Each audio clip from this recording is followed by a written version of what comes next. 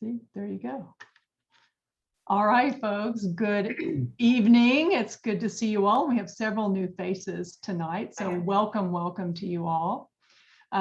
This is the monthly meeting of the Nevada County Camera Club, and I'm Rachel Rosenthal. I'm the president for this year. And we are recording, as I said, and if those who are with us now, we see there's background noise, Kathy and I are watching the participant list on the side here, and if we need to mute you, we will. But you're welcome to unmute if you have a question or something else. So we're just keeping an eye on it so we have a clean as recording as we can. And we record these meetings, and then by the end of the week, I'll upload them to the club's website. Folks need to revisit it, or those who couldn't be with us tonight can watch it if they'd like to. So, all righty. So I've got a few announcements, and then some of the other folks in the club will have announcements, and then we will go to our presentation tonight, which is a group of our very own club members. And we'll talk about that in just a minute. So a few announcements for folks tonight. One thing, just FYI, last month in August was our member showcase, where members submitted a series of images, and we don't know why, but there was a low count on voting, and there was fewer images submitted for critique last month. So we didn't do those two activities, which we normally do. So tonight we will have the critique will include those images submitted last month and the images submitted this month. So we're doing a combined effort to catch up tonight. And we'll talk about that after the intermission. All right, the board met, and we meet once a month as well. And we talked about when are we going to return to in-person meetings. The answer is it is unclear. You know, it's the COVID that will never end, right? We did make a decision that we're going to stay as a club on Zoom through the end of this year. We had hoped it would be August. We had hoped it would be September. Now we're just calling it and saying we are on Zoom through the end of this year, with hopes that we can return to in-person in 2022. Brand new year, hopefully we'll be in a better place, but we will keep you apprised of that. But for now, we remain on Zoom. Couple of dates that I wanted folks to be aware of is the club offers an annual, it's all day, 9 to 4 photography workshop. And this year it's going to be on Saturday, November 6th from 9 to 4. And we have an exciting schedule. Douglas is the chair. We put together some really terrific presentations from beginning to more advanced. There'll be 2 tracks, 4 classes in each track. And I'll send out email as we get closer and let you know what the exact classes are going to be. And hopefully many of you will be able to attend. So mark your calendars for November 6th. The second thing I just wanted to get on people's radar is we do an annual awards banquet. Banquet used loosely now in these times. So the banquet is scheduled for Saturday, January 8th at 6 p.m. in the evening. And the idea is we gather together, we give awards for the best of the photos submitted during the year and recognize people's contributions to the club. So I don't know if that's going to be in person, if we get to actually have a banquet, or whether it will be on Zoom as it was earlier this year, but we will let you know. But just mark that on your calendar. We'd love to have as many people participate as possible. All right. Next, I just wanted to let you guys know what the board is working on. And there is an event called Photography Month Sacramento. And it's offered every other year. It was offered last in 2020. It's coming up again in April of 2022. And it's hosted by Viewpoint Photographic Center. And the person running it is Roberta McClellan, who's the executive director. And the idea is it covers a 5-county region, including Nevada County. And during the month of April, groups such as us, Nevada County Camera Club, you as an individual, businesses, host photography-related exhibits, art walks, talks, anything photography-related. So the board, we're talking about it, exploring it. Does the club want to participate? And if so, what might that look like? So there'll be more to come on that. But the idea is to celebrate photography and showcase the work of our members, and hopefully get some folks to come up to Nevada County and see the beautiful art that's here, and particularly the photography in the month of April. So more to come on that. So what else? Any questions? No? Okay. All right. So with that, that ends my announcements. Next, I'm going to turn it over to Mark, membership. I think we have, did someone want to mute that line? Indeed. Who is it? Thanks. It's Well, good evening, everyone. Welcome. And let me see, let me grab my list here. We have a couple new members this month. We're still getting a continuous stream, which is great for the health of the club. The COVID really has not affected our membership much at all, which you might be surprised to hear, but that's the truth. Let's see, Brad Oliver, are you with us tonight? Let me go back. Brad, you could raise your hand, unmute yourself, say hi. Sounds like Brad is not here. Okay. How about Anita Duprat? I'm here. Hey, Anita. Welcome. Hi, How are you? Welcome to the club. thank you very much. You want to just give us a very brief overview of your photography activities? What kinds of things do you like to do? Sure. Well, I've always liked to take pictures, but probably around 4 years ago, I graduated from whatever I was using to a mirrorless camera because I wanted to explore different kinds of lenses. And I don't think I have a favorite kind of photography. Given that we live in such a beautiful area, I like birds, I like landscapes, I like animals, because that's what I have accessible to me. I like going to the rice fields and doing birds and things like that. And I just recently started exploring the night sky. I actually have done 2 workshops, one in Death Valley and one in Lone Pine area, and then the one just this last month with the Camera Club. And so I really like that too. Great. Boy, it sounds like you're really active and you're definitely in the right place. Yes, absolutely. Things, as you probably know. So welcome to the club. Thank you. Yeah, pleasure having you. And let's see, we also have Marcy Ficara. Marcy, are you with us tonight? You can hit your space bar to unmute. Hello, Hi, how are you? I'm well. How are you? Good, thanks. Welcome to the Good. club. And can you do the same? Just give us just a brief synopsis of what you do in photography.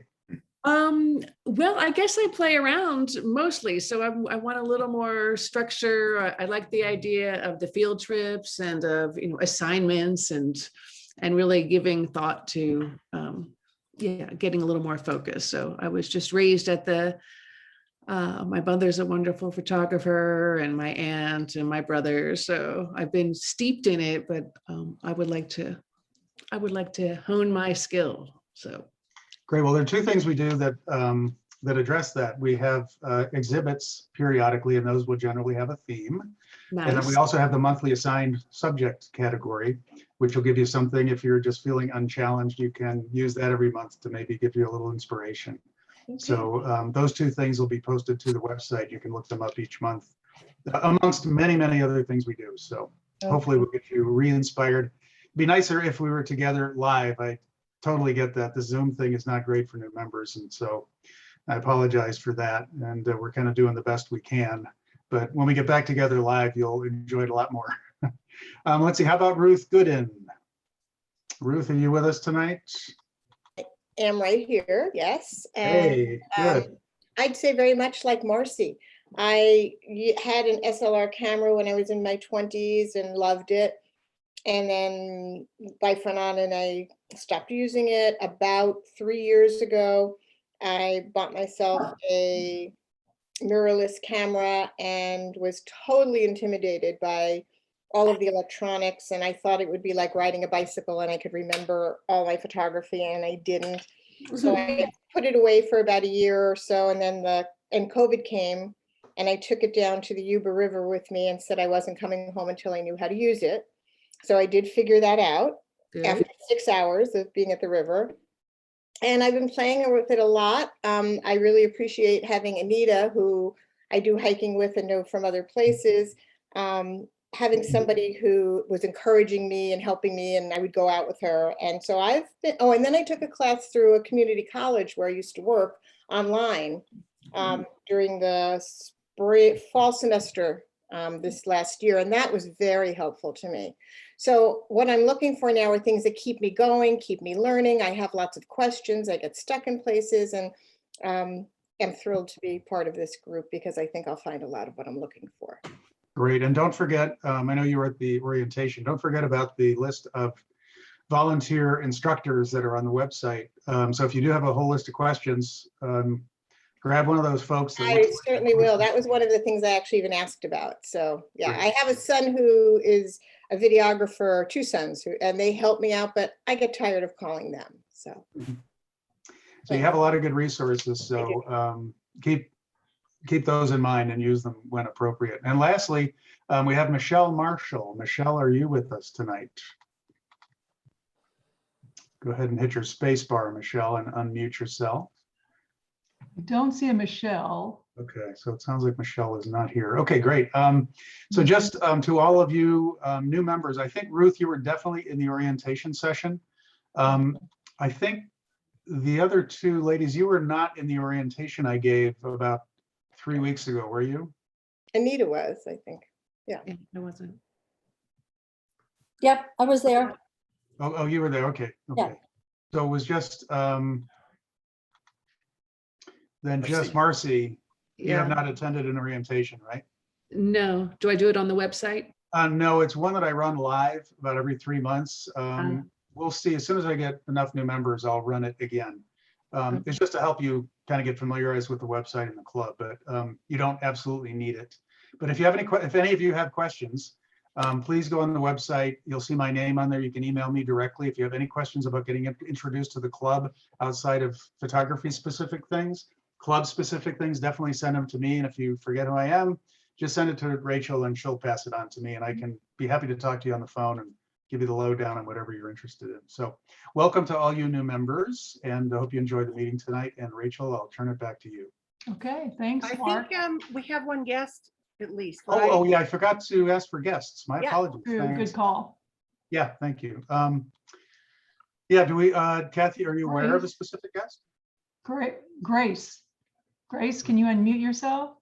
Yeah, that's There me. she is. There she is. Hi, Grace. How did you find out about us? I actually, well, I'm kind of new to the area, and because I was, interested in photography, and I'm interested in meeting people and connecting, and I just thought, I wonder if there's a camera or a photo club up here, and so I just Googled and found you guys. So, yeah. Enjoy the meeting tonight. This will be an idea of what we do. We usually either get presenters from the outside or we'll use members. Usually we bring speakers in from the outside. And again, if you have questions, please go to our website. You can email me and I can tell you all about the club. There's enough information in there as well. But if you like what you see, there's an application form on the website, and it's $35 for the year. And we would love to have you. So enjoy the meeting. And if you have any questions, please don't hesitate to contact us. Oh, thank you. Thank you very much. And I Are will there say other- $35 a year is the best deal in town. Oh, I mean, you're going to get like hundreds of dollars worth of free training, Yeah. let alone fun. Thanks for letting me hang out tonight and check out You're the welcome. Sure. Are there any other guests with us tonight? If so, could you just unmute and say hello? Okay, I think we got everybody. Okay, well, Grace, enjoy yourself tonight, and I will turn it back to you, Rachel. Okay, thanks, Mark, and welcome everybody, new members and guests alike. All right, so next, I'm gonna call on David Wong. You want to talk about the upcoming elections? Yeah. So we have elections for the board every year. And there are 3 of us on the election committee, Dave McClellan, Bill Wages, and I. And we're taking names, and anyone that wants to volunteer for a position, we have the positions of president, vice president, secretary, and treasurer are the board positions that we that we elect every year.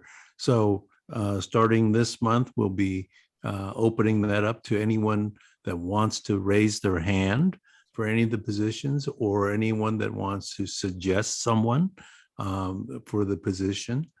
You can do either. Starting in the next month, in October, we'll have a slate of people for you to look at, and then we'll have the actual elections in November. So think about it. This club runs very well, and it's all due to the efforts of all of you that volunteer to help run it as well as attend. So if you want to let me know, you can contact me at dw@photographybydavidwong.com. Cool. Or you can just contact Rachel or Kathy or any of the officers on the club site, and they'll get that information to me. And I will David, add to you that, there's 4 elected positions, which David alluded to: president, vice president, secretary, treasurer. But there are also other positions that do attend board meetings. And so if you have an interest in serving the board, you'll find those at the bottom of the club's webpage. So we're always happy to have people volunteer to help with the club. So don't hesitate, or just reach out and ask one of us if you do have an interest. Yeah. And David, have you begun to Hey, Sue. contact the names that were submitted to you, suggested names that were submitted to you? Have you started on those yet? I haven't contacted all those people yet. Some of them I have, but there are a number of names that have been suggested, and we will come and ask you. Great, thanks. Okay, thank you, David. All right, next on my list anyway is, I know Kent Killigrew has an announcement about the next Learning Lab. You have an announcement. They're coming October 11th at 7 in the evening. We'll have our October Learning Lab. And I want you to know that the topic is You Look Marvelous. And it's going to be led by Rachel, our own Rachel Rosenthal, along with Douglas Hooper and Shelby Cohen. And it will be everything you ever wanted to know about holiday portraiture, but we're afraid to ask.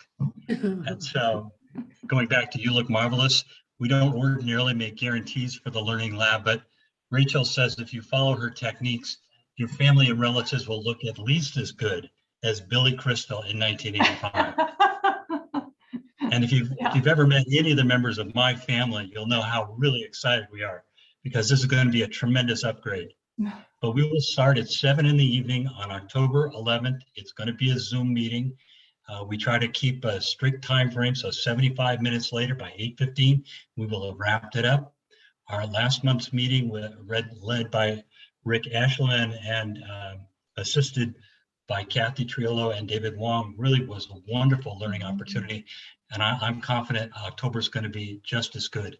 So I hope you can all make time to make it. And if you can't, we record these learning labs and they're available to you at other times. So that's my announcement. I hope you're all doing well. Take care. Okay. All right. Thanks, Kent. And I'll send out an email with more details on that as it gets closer. So for the newer folks, that's how we share the information primarily. All right. So thank you, Kent. And next on my list is field trips. So Bill or George, is there anything you all would like to share? I got one thing. Well, I got a couple of things here I'll start off with. My name is Bill Wages. I want to thank the people that showed up for the field trip up at Lakessi Vineyards. It showed up. Actually turned out pretty nice compared to last year. The skies were clear. And a big thank you to Mike Oitzman for putting on a super great workshop, and very, he did a great job of getting the point across. And also, I believe Dave McClellan is working on a nighttime field trip in Sacramento coming up in October. Is that correct? Is that still a go, or? Dave and I are working on it, and we will have some details out, but we have no details because we've both not talked yet. But Okay. we're hoping, like, just keep your, just stay aware and we will have something out. Okay. Thank And you. I'm gonna be trying to look at doing something for fall colors in the month of October as well, whether it's up by the Lakes Basin or the Tahoe area. We just got to kind of see how things, come together as far as smoke and all that. So that's all I got at this point. And then, George, you have anything on your upcoming one? He's here. There he is. You're muted, George.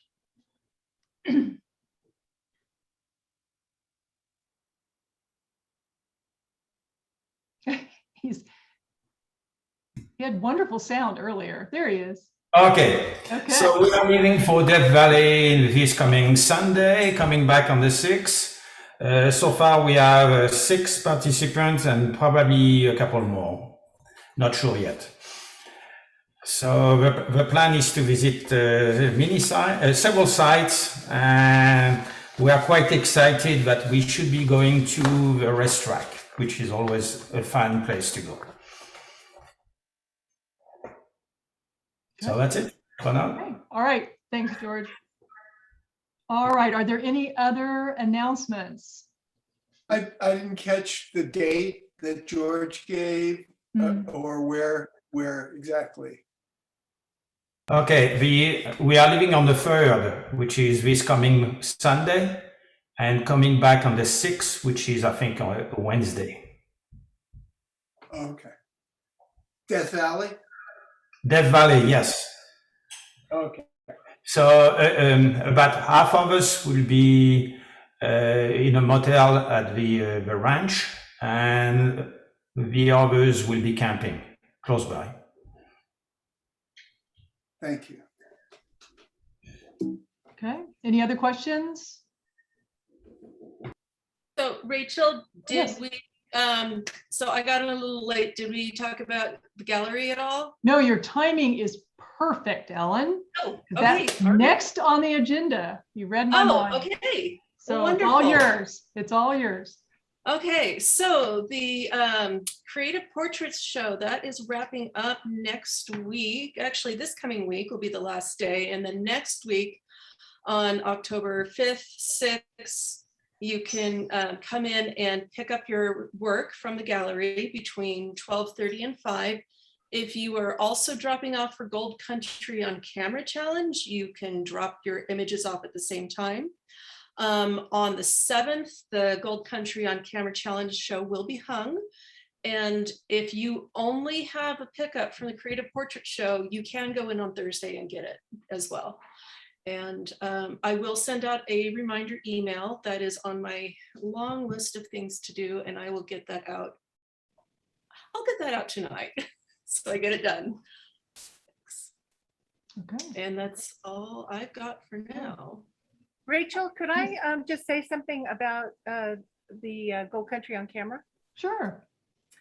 So we are going to be having our gala in person at Nevada City Picture Framing on Saturday, October 9th.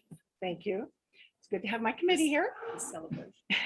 So we're going to celebrate all the wonderful artwork that has been produced and submitted to our gallery. And it will be at 3 o'clock in the afternoon in the parking lot. We are going to be letting 5 people at a time into the gallery, the frame shop. And we will be having some celebration outside. And we're having the judges come on Friday, the day before, and with every image that receives an award, we'll have one right next to it. So you'll be able to see who won what. So we invite everybody to come.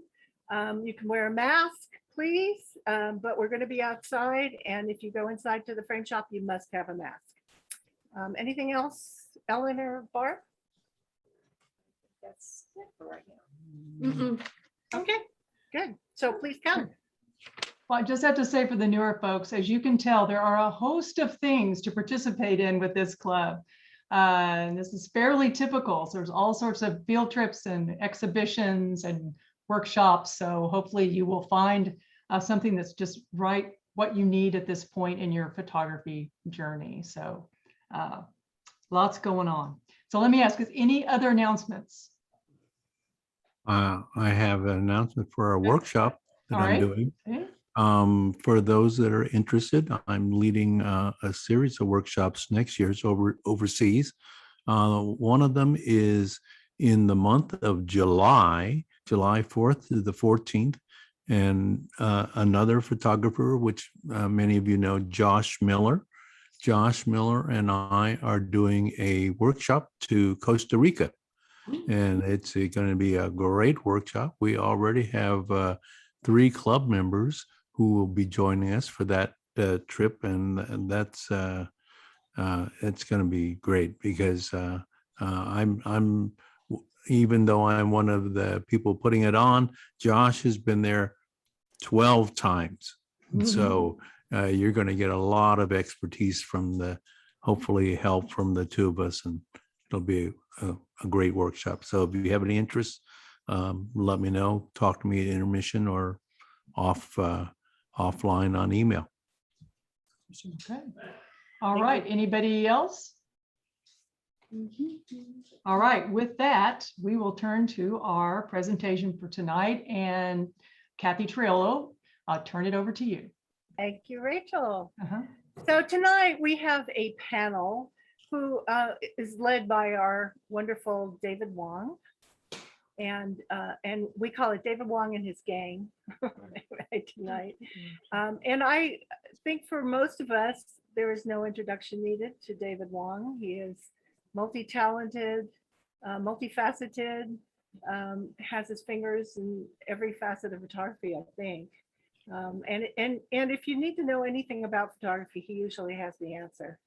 So I am going to just let David take over. And David, if you want to say anything more about yourself, feel free. Oh, no, I don't know. I think I talk too much. No, I don't think so.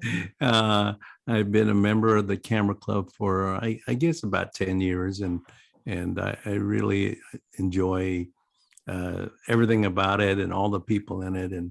And so Kathy asked if we had a poll this month, if I would fill in. So here I am. I'm filling in. And tonight we're going to be talking about the basics and beyond.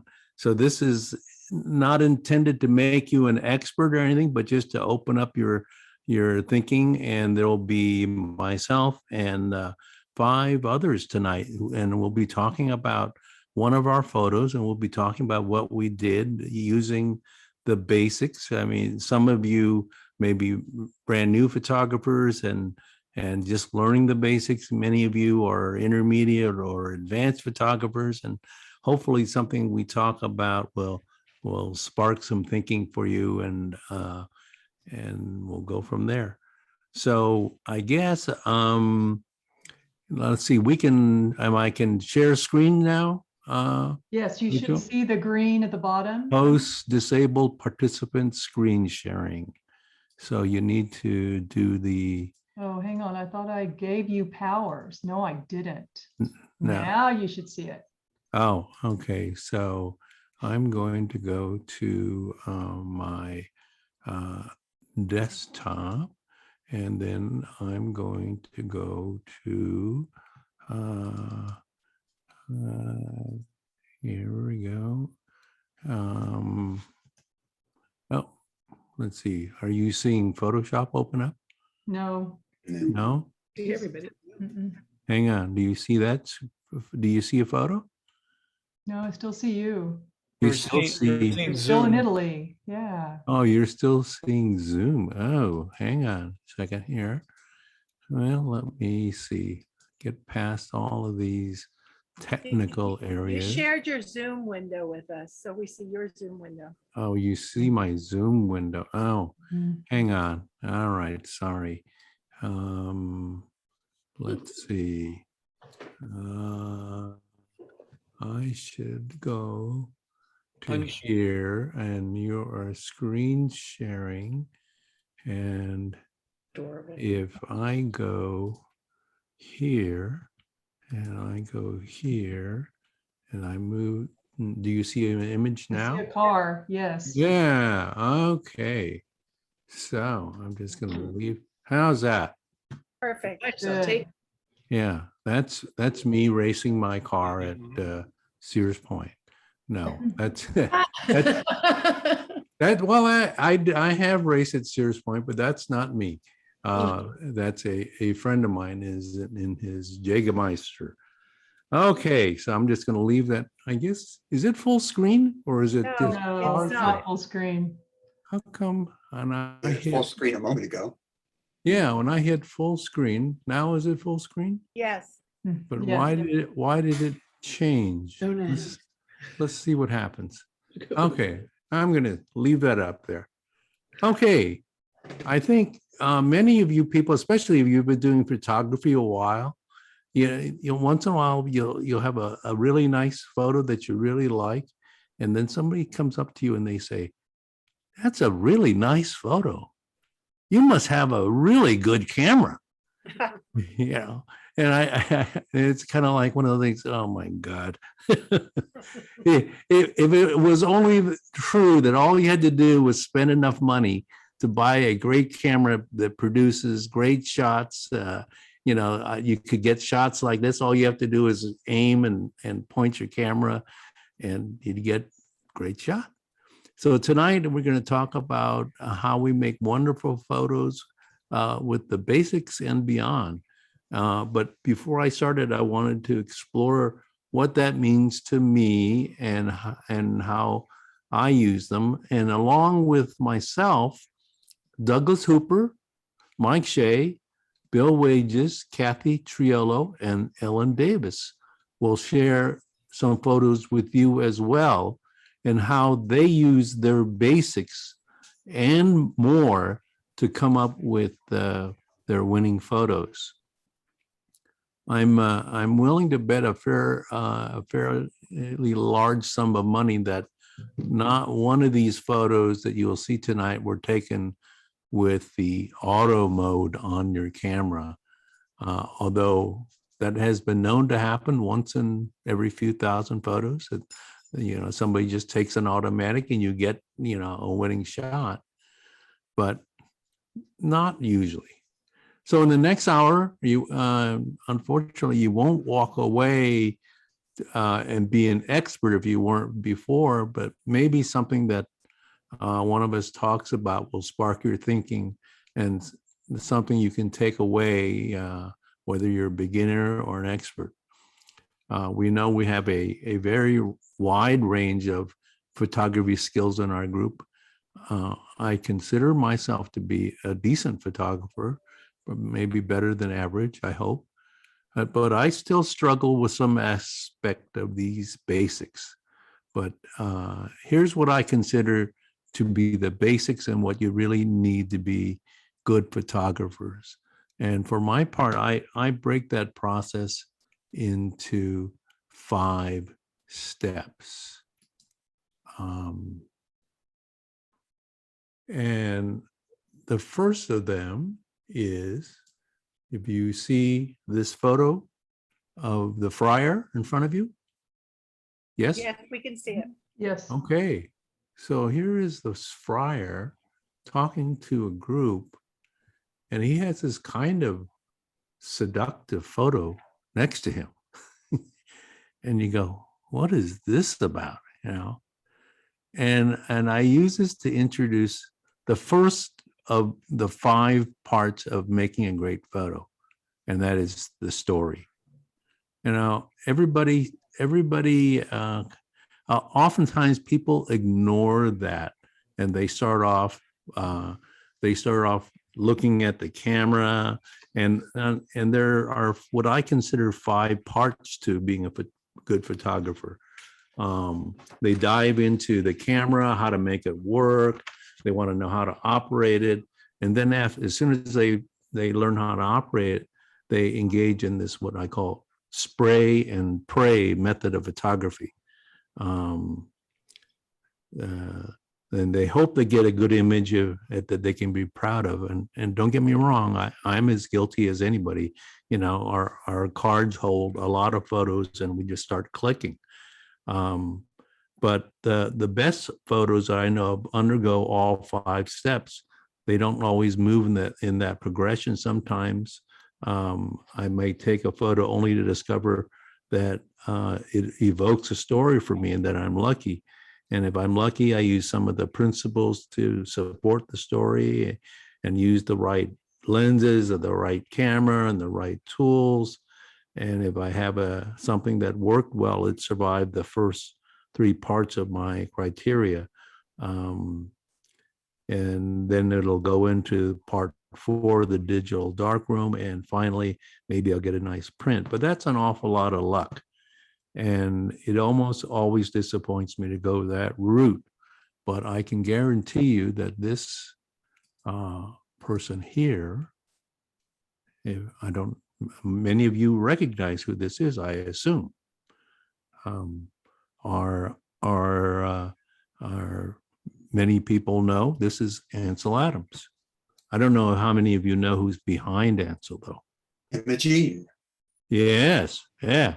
If you've been around a long time, the woman behind him with the scowl on her face is Imogene Cunningham. She was a wonderful photographer and an associate of Ansel's. But Ansel didn't employ luck. He had luck as well. And I mean, we all do that. But he had film and he had 10, 20 sheets of film at a time. And he didn't go, ripping through them to see whatever he could get. I think just depending on luck always disappoints me when I go that route. And I would like to encourage all of you to start off with thinking about the steps and things like planning your shot. I'm going to talk about one of my photos that many of you have seen, and I will break it down into the steps that I'm talking about. I did want to give you an aside, though. I talk about planning, and once I went to a camera club shoot, and then all of us got to the Eagle Falls above Emerald Bay. And instantly, everyone went to a position and started shooting. And my question is, how did they know where the best shot was? How did they know where the story or image would be?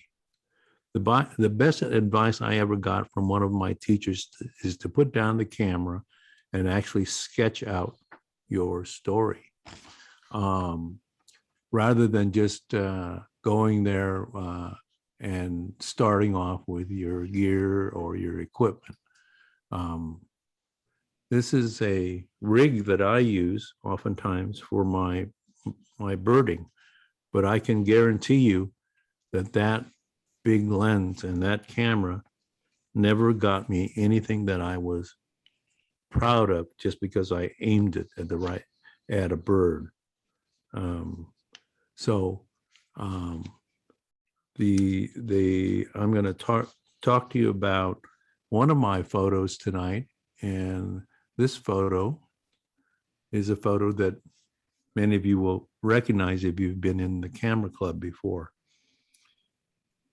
So this is a photo that was taken in Cinque Terre, in the town of Monarola. Cinque Terre is on the Italian coast. It's a town just south of Portofino. It's part of 5 towns. I had the good fortune to have this win a couple of years ago as the photo of the year in the camera club. So here, I'm going to take you through the steps of what I did with this photo, and then I'm going to ask the others to do the same with one of theirs. I had some idea of what this town looked like and what I wanted to achieve with my end story. I knew the towns were all colorful, that the ones that were sprinkled along the hills of coastal Italy, and the sea would be part of the shot. So I start off first point in my process with planning the story. What did I want the image to look like? What did I want it to convey? What's the story that I wanted to tell? Was it about the bright colored buildings? Was it about the ocean? What was it that was first in my idea of the story? I used things like maps of the town, other images that I had seen, and I used a site that many of you might not know of, a site called Location Scout. Location Scout is a really great site that features photographs just by photographers, not things like funny things or this and that, but photographers that do a lot of landscape and scenery all around the world. And they show photos that they've taken from an area like Manarola, and they show the image by location. They'll tell you what the longitude, what the latitude is, the photo that you're looking at. They'll tell you the time of day and other information that's pertinent to the site. So before I got there, I had a story or an image in my mind of what I possibly wanted. I had never been there before, but I had a rough idea of what I wanted before I got to Manarola. Next, for my number 2 in my basics is I knew I wanted a night shot, which told me what I needed as far as basic principles to deploy in my shot. Long exposures. I wanted actually lower ISO, since I would be printing this photo in large formats and didn't want to see a lot of noise. I knew I wanted a wide print, and what my requirements would be for a proper focal length. Very wide focal lengths, like I use here, can sometimes produce distortion, which I wanted to stay away from. My concerns about depth of field were somewhat minimized because I would be shooting with a wide focal length lens and my subject was far away. Nevertheless, I wanted to shoot with a higher aperture setting to minimize any issues with depth of field, plus the higher aperture number might give me a more interesting night shot with light sources becoming points of lights or stars. As you can see in these bright lights all around the town of Manarola, they've become, points of stars. And I knew that with the higher aperture number and the lens I was using, it would produce the type of star-like light around the city lights. So this combination of number 2, knowing the principles of what I needed for things like depth of field, shutter speed, and whatnot, and how I got those, what settings I use for my camera, which is number 3. Oftentimes photographers start with number 3. They want to know how to adjust this with their camera and everything, but that's really number 3. After I planned my shot, understood what the principles did, and then figured what to do to make my camera deliver those to me.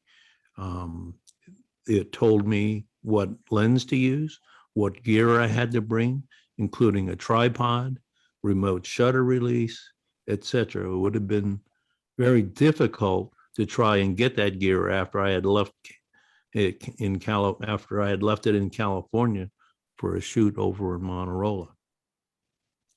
I took many shots that night with varying focal lengths and exposures. When I got home, I took the 4th step of the process, and that's working with the image.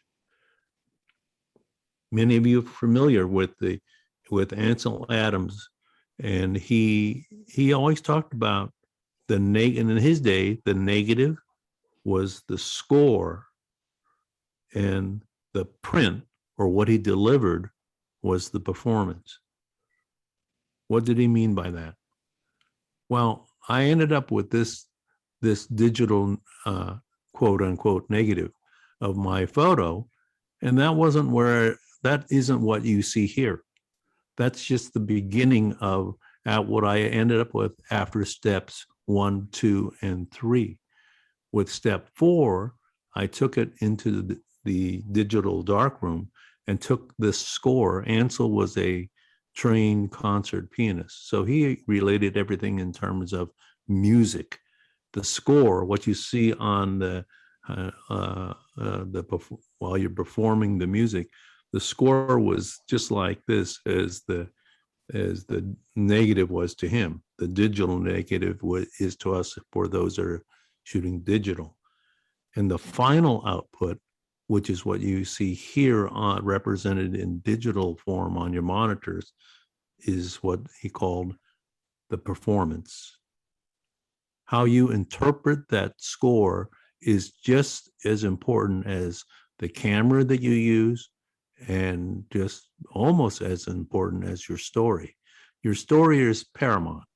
Your understanding of the camera is secondary to what you need to do. How do I control for overexposure? How do I handle underexposure? How do I handle motion in water? All these things you need to do before you get to this point here. And then Ansel went one step further, and he printed his photos. He didn't have monitors in those days to show everything. And today, many photographers stop at what they see on their image on the computer monitor as their final or their performance. So I would encourage you to push to have your photos printed, because that really stretches your thinking about how you make your photo look great, far beyond what you will ever do with just putting it on the screen. And I'm going to say, if you dare ask every one of the photographers that are going to talk after me, I think you'll be surprised by that. So that's how I took the basics.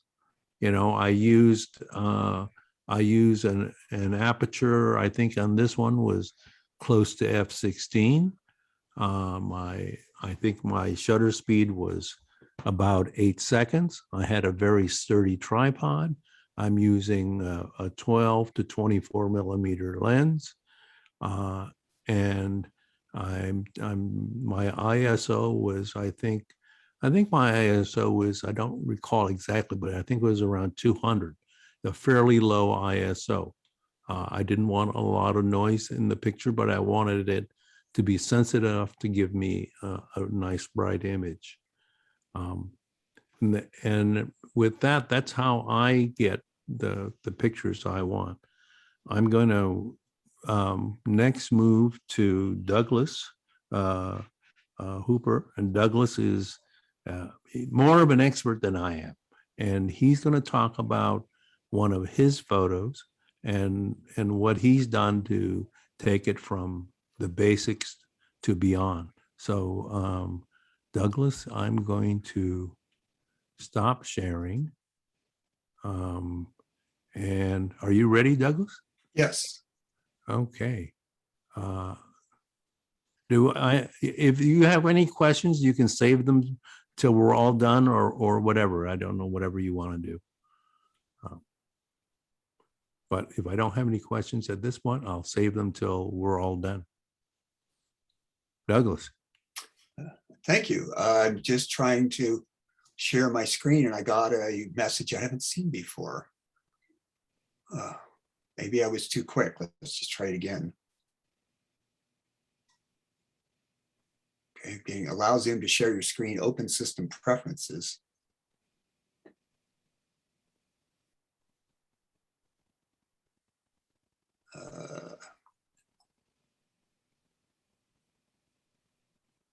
Wants me to pick from a long list of something. Why?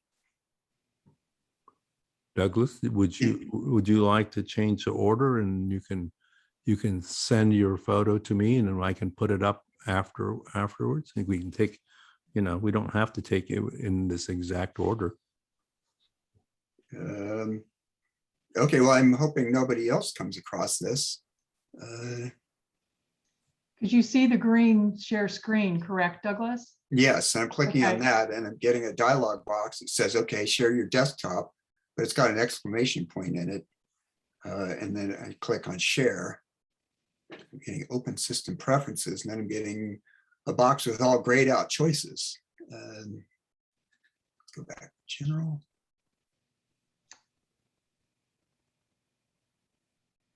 Why can I not get past this window? I don't know. How about, Okay, well. You want to trade places? I think Mike Shea was going to go next. Sure. If you want, you can send me your photo, and I'll put it up as a share screen and have you go after Mike. Does that work all right for you, Douglas? Sure. Okay, Mike, are you there? Yeah, I'm here. Okay. Are you ready, Mike? We'll find out. All right. All right, Mike, I think it's all yours. Can everybody see a stack of pancakes? Yeah. Okay, is that full screen? Yes. So what I'm going to talk about is a relatively simple technique, but it can really make a dramatic difference in the depth of field of your photography. So David mentioned depth of field, and what that is, it's the distance forward and aft of the focal point, or so what you focused on that appear acceptably sharp to you. So when you focus on something, there's going to be stuff in front of that and behind that are going to be sharp. And I guess the key word here is acceptably sharp, because not everything's going to be real sharp. So what I'm going to do is I'm going to go through a couple of photos and show you what focus stacking can do for you. So as part of the photo challenge that we had, I had a really pretty crappy zone, I thought, and I was like looking for something to take a picture of. So I took a picture of a leaf. So now if you look at this leaf, I think you'll see that the main part of it is in focus, but the top part of it isn't in focus, and it's very distracting. So thinking about, hey, what am I going to do if I want to try to get this entire leaf in focus? There's a couple of things. Like David mentioned with his photo, you can go to a shorter focal length lens, which actually gives you a greater depth of field.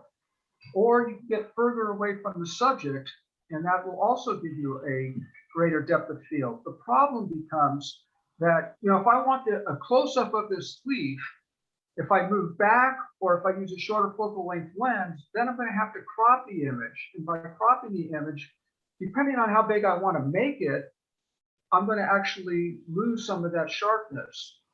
And the other thing I could have done was use the narrower aperture. And that also gives you a greater depth of field. But for a close-up photo, I don't know that you're ever going to get a narrow enough aperture to give you the depth of field that you want. And the other problem is that something called diffraction, which means that the smaller the aperture is, it changes how the light waves go through the lens. And while you get a greater depth of field, you actually lose some sharpness. And then the last method to get more sharp image is the method that I use, which is to focus stack. So here's what that looks like. So you take a series of pictures of the same subject and you focus on different parts of it. So this is one picture of it. So look and see what looks to be in focus and what doesn't. And then I'll go to another image of the same thing. As you can see, now the top part is more in focus, but the bottom part becomes out of focus. And then a third shot. And I'm not going to go through all the shots I took of this leaf because I'm just trying to demonstrate the concept. So now I've got several photos of the same subject, and each one is focused on a different part of that subject. So if you look at this stack of pancakes, just think about the stack on the left Each of those represents a different focus point of the subject. And using software, I go through the focus stack and I end up with one image. And as you can see, it's totally sharp.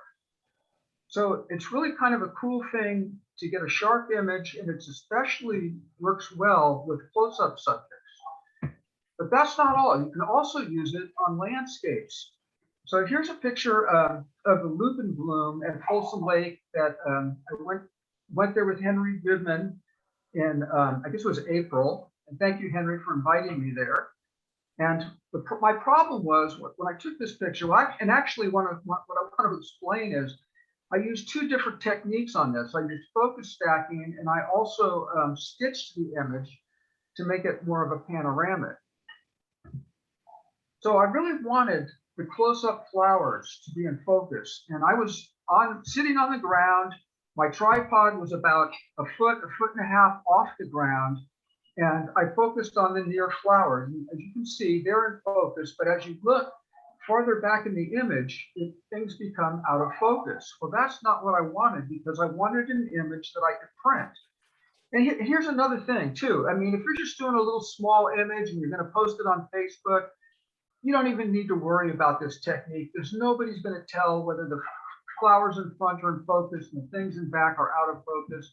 But I wanted an image I could print. And because I wanted to print it, I wanted everything to be in focus. So my first image, the flowers in front, I focused on. And then I went through subsequent shots and focused on different parts of the image. So now you can see the rock now is in focus, the tree looks in focus, and Henry standing back there taking his own picture looks in focus. And hey, Henry, I'm sorry, man, I had to clone you out of the picture, but you'll always be there in my memory. So now I did take several pictures of it. I'm not showing you all of them. And when I focus stacked it, as you can see, everything looks to be in focus. So again, it's just a really nice technique, both for landscapes. It works really well for close-up photos. And it's very simple to do because you're taking pictures of the same subject. You're just focusing on different points of it. So now here's how you take the pictures. To focus stack, you need to both take the pictures and you need some software that will stack and pick out the sharpest points of each picture. I'm only going to go into how to take the pictures. The first thing you want to do is compose the image, figure out what the heck it is you want to take a picture of. Because you're going to be taking a picture of the same subject and taking multiple pictures of it, you want to use a tripod so you're not moving around with the camera and not getting the kind of the same shot. You also want to try to get the same exposure and white balance on all images. So that means basically manually setting your exposure. And on the white balance, you could probably fudge a little bit of that and do that in post-processing. You want to use a cable release or a self-timer with a shutter delay, so you're not moving the camera around by flicking the shutter by hand. Manually focusing on the different parts of your image is recommended. As you can see on the leaf and on the lupins. And you could use autofocus, but it's not recommended. You can get a much finer focus by manually focusing on the exact parts you want to do it. And the other thing is you want to focus on the point closest to the camera first, because you're going to have a stack of images and you want the first image of the stack to be the one closest to the camera. And then as you go take subsequent images, they're moving farther and farther back. So like in the lupin picture, I took the first picture was of the lupin closest to the camera, and the last picture was the trees in the far background. More pictures is better than less. You don't need to use them all if you don't want to, but it's better to have more of them with more things in focus than to go, oh my God, I missed that one section. That's not in focus. And I kind of blew it and I can't go back there. And I also want to point out that some cameras, like the Nikon that I shoot, have a focus shift option that will automatically, you have to set up the camera, but it will automatically do a focus. We'll take the images for a focus stack. Now on the so that's how to take the pictures, but you also need software which will align the images so that they all show the same thing. And then they compress the images into one piece or one image. There's some free software that will do this, which you see on the screen on the left. And then there's some software that you can buy that will do it, and that is shown on the right. So again, it's a relatively simple process to get a super sharp image. And like I said, you don't need to do it on things you're going to post on Facebook or something small. But if you want to have a bigger image or you want to print an image, then it's really a great technique and it's not hard to do. Any questions? I have a question, Mike. How many photos do you typically take, like in that Lupin scene? What would you say, how many photos there was?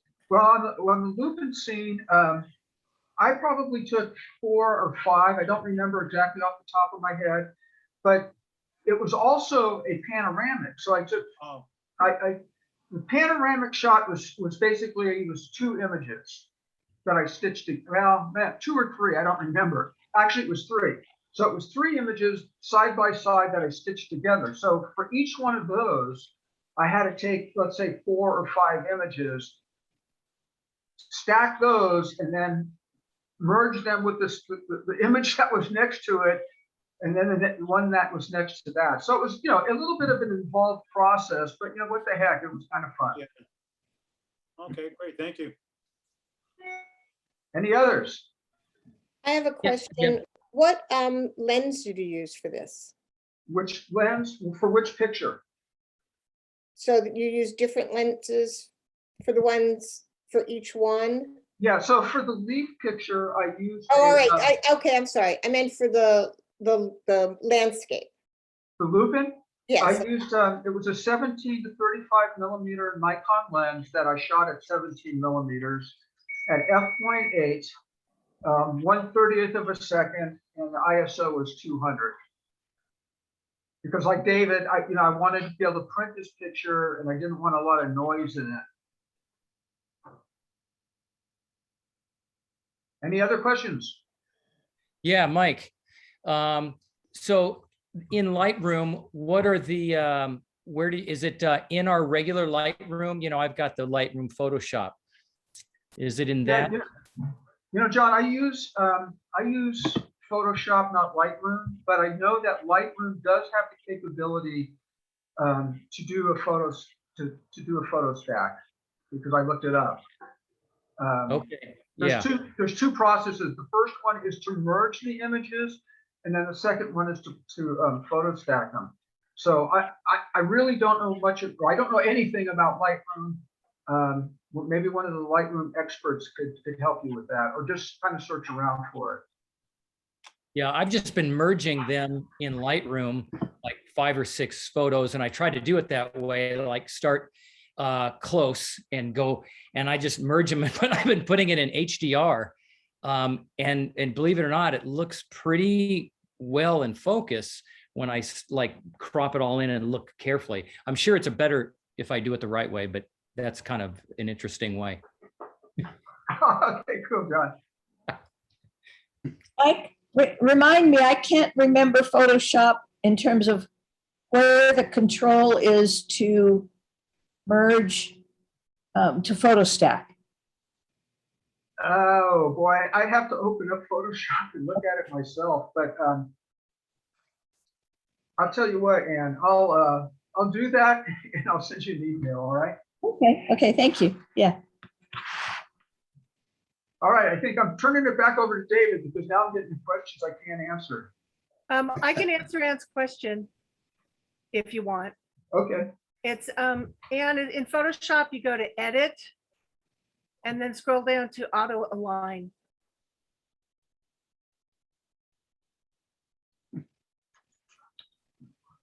And I'll throw in, Rick had a question, was the pano shot vertically? Yeah, I shot it vertically. Typically, if I was going to do a panoramic, I wouldn't shoot it vertically. I'd shoot it in portrait mode, but it was getting a little late, and yeah, I shot it vertically. Okay. Is that it? All right, thank you, Mike. So I was able to get 3 of Douglas's photos, but I'm not sure. I want to get Douglas. You had like 5 or 6. Did you 7. need? Did you need all 6 of them? That's the way I put my talk together. All right, let me do this. I can get the rest of them. Let me have Kathy go next, and I'll continue to drag them over. How's that work? Sure. All right. Or did you want Bill to go next? Oh, Bill. Yeah, I had Bill next in the Yeah, line. yeah. Yeah, Bill, Oh, are geez, you? next. All right, Bill, Well, are you? I'm gonna follow there, so. Are you ready, Bill? Well, let me see. Let me figure this out here. Please bear with me. So I hit the share screen, little green arrow. Is that correct? Yes? Yes. Yes. Yes. And then you select the screen that you want to share. It'll show you a tile of screens. There you go. Is that it? Yeah. Yes. There There you go. Yeah. Does that look okay? Looks great. Okay. So anyways, this is a photo that I took when I went to Ireland on David's workshop. Geez, was 2.5 years ago, David? I think it was. So anyways, we were all basically to the right of where I'm looking at the shot now, kind of around to the right of it. And we're sitting there taking shots, and I was trying different shutter speeds and everything else. And that white, real kind of a silky stuff was a bunch of sea foam in there. And during the, fast shutter speeds, it kind of looked kind of, I don't know, icky in there and stuff.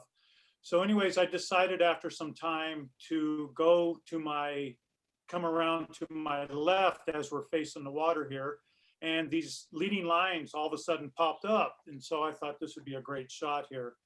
So the basics on this here, this is a 30-second shot. The ISO was 100 and the aperture was at f14, and I took this at 16 millimeters. So I had, because it was a 30-second exposure, I had to put an ND filter. So I used a circular 10-stop ND filter on there because during the day it would have been way overexposed. So, so basically the 30-second exposure to me was the best. It gave a lot of movement to the clouds, and it really smoothed out the water and the foam there. Let's see, there's not a whole lot I can talk about this, I guess. I'm looking at my notes here. So naturally, when I brought this right out of camera, it was a little underexposed. So I had to bring up the exposure and post-processing. I did add some drama by, bringing the highlights down, the shadows up, maybe a little bit of saturation here and there. Played with a lot of graduated filters in the sky and put some dehaze in it to kind of give it that multicolored look up there. Geez, I don't know what else to say about this here. Yeah, that's about all I can say. I'm kind of drawing a blank here on that. So, but anyways, and then this brings kind of a good point to what Mike was talking about focus stacking. If you notice the real close up, it's a little soft on the focus there. So even at a wide angle and a f14, I wasn't able to get the whole thing quite sharp like I really, really wanted, but I was still pretty happy with this photo. So Bill, if you said you couldn't get it sharp, is it a matter of not having enough points to focus stack, or what were you? Well, back then I, wouldn't even think about it. And nowadays, I played with it a couple times, but, had I done it differently, maybe, I would have focus stacked and focused a little closer to me, and then maybe a couple more, on the horizon. But I was probably focusing about a third into the shot there, maybe a little bit down those rocks. But I mean, this is a good point to where, it's always good to move around because, most of the people we were with, we're off to the right, and you're kind of looking perpendicular to these grooves in the rocks going down.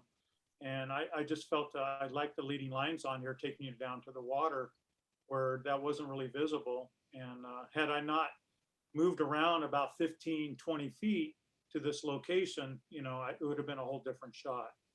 So, and the ones that I took from there, I'd like this one a lot better.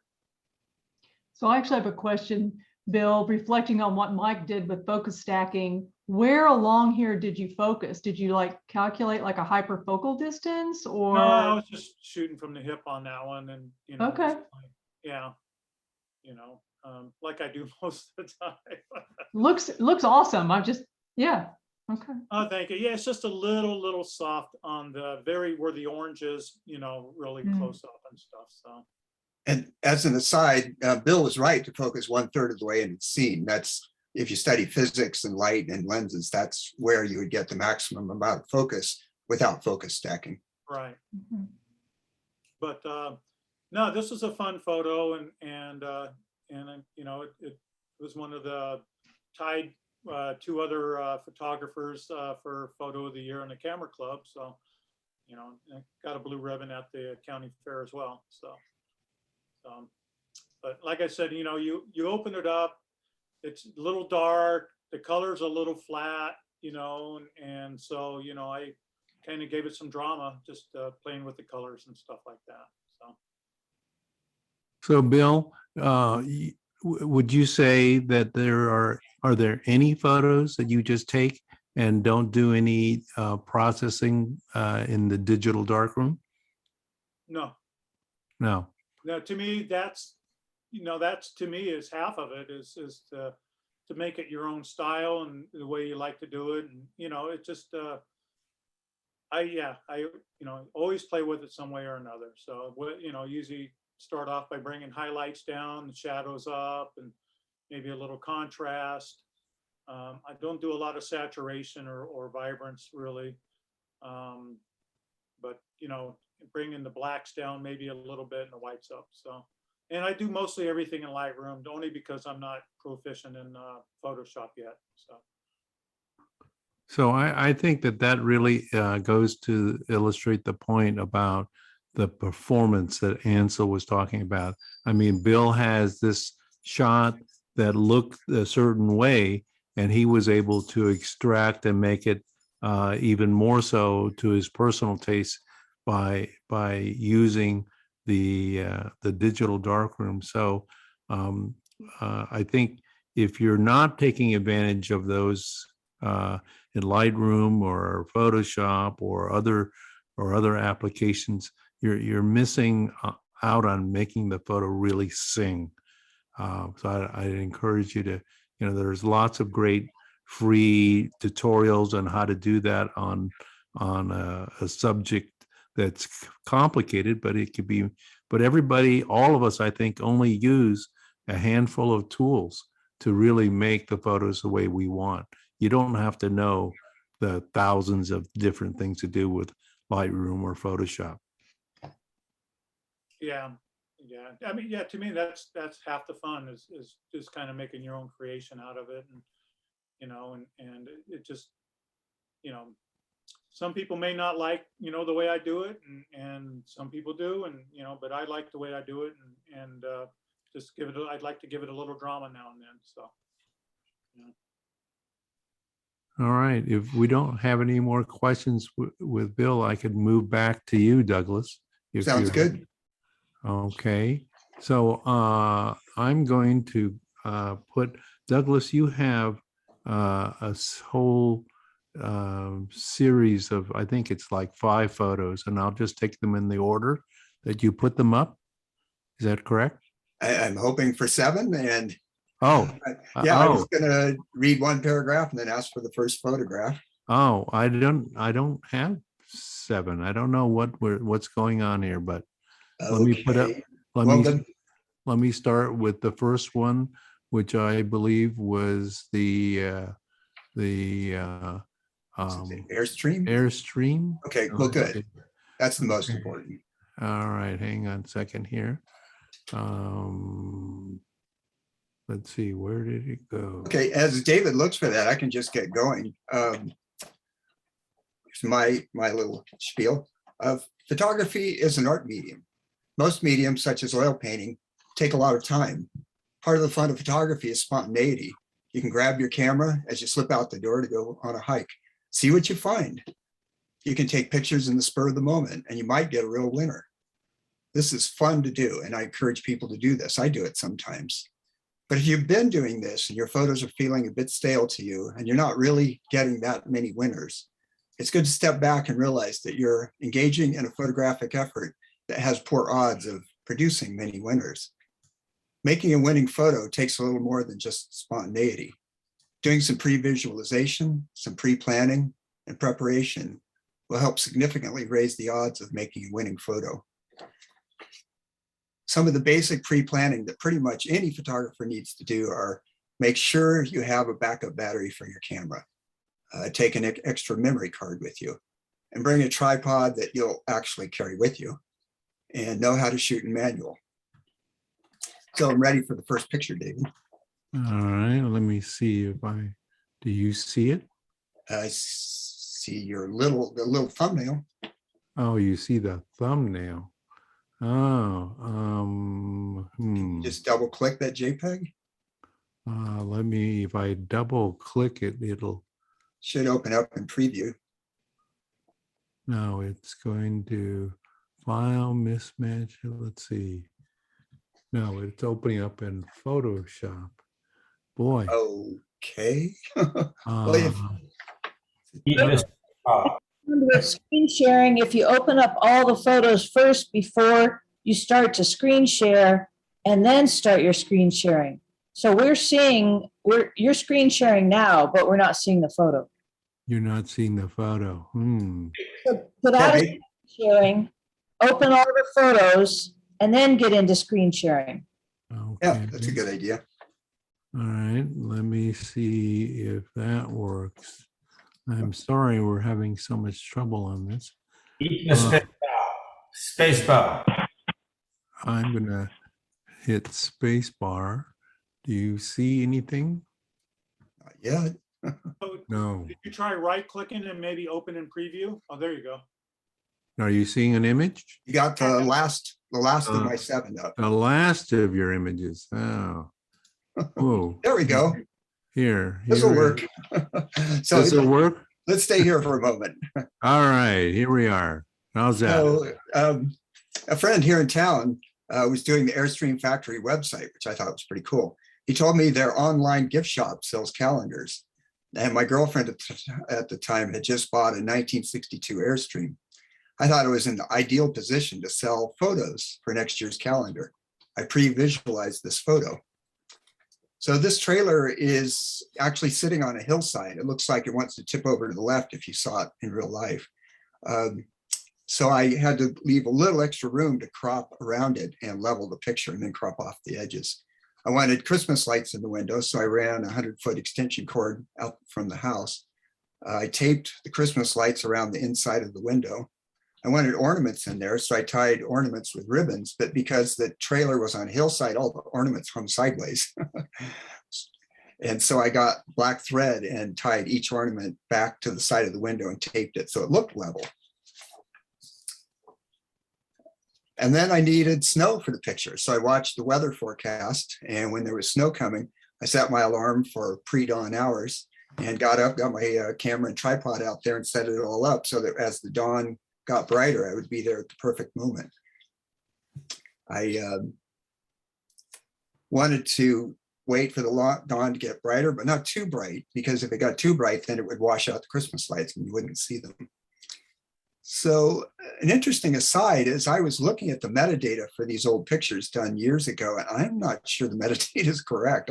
I did get some contradictory readings, but the metadata on this one says I was at ISO 1600 at f16 for 1 second, which it could have been.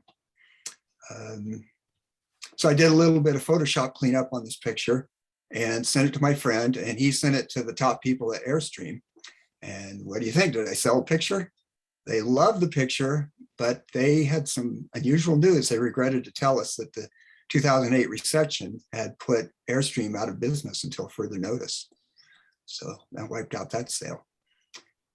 So with the Airstream photo, I knew exactly what I was going to do at every step. The photo was completely pre-planned, but it doesn't have to be this extreme. You can partially pre-plan and put some elements in place first and then shift to spontaneity. You put yourself in a really good and fun position when you do this. Next picture, David.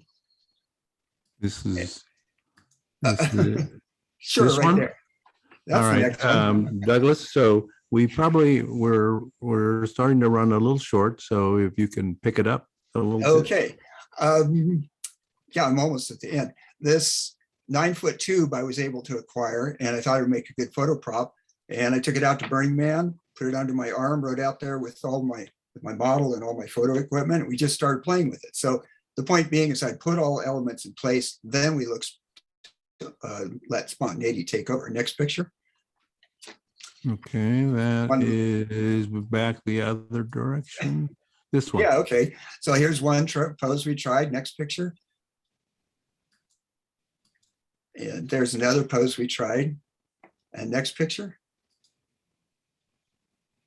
And this one, I started to see the striations of the sun coming through the tube and shining on her skin. I thought, that's interesting. And next picture. No, let's try. So I think we're missing one. Oh, okay.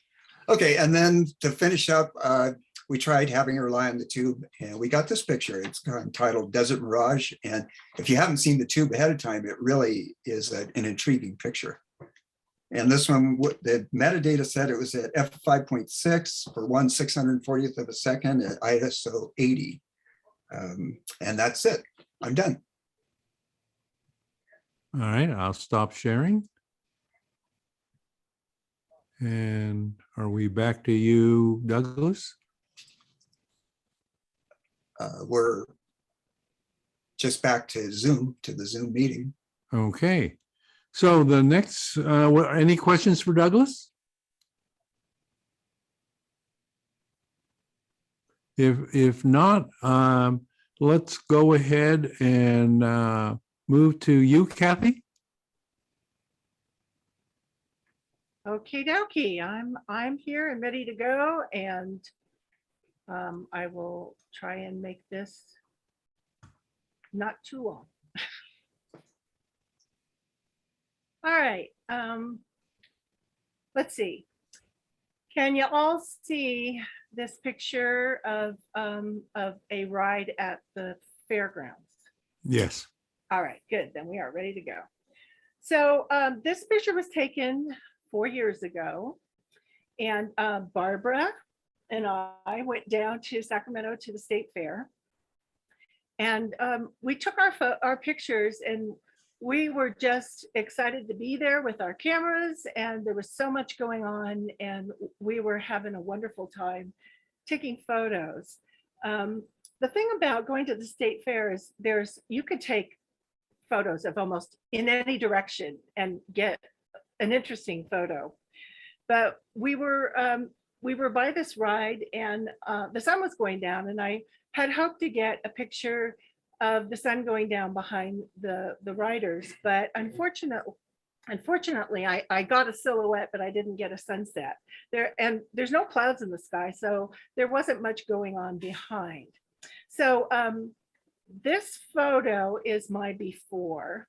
I'm going to show you my after.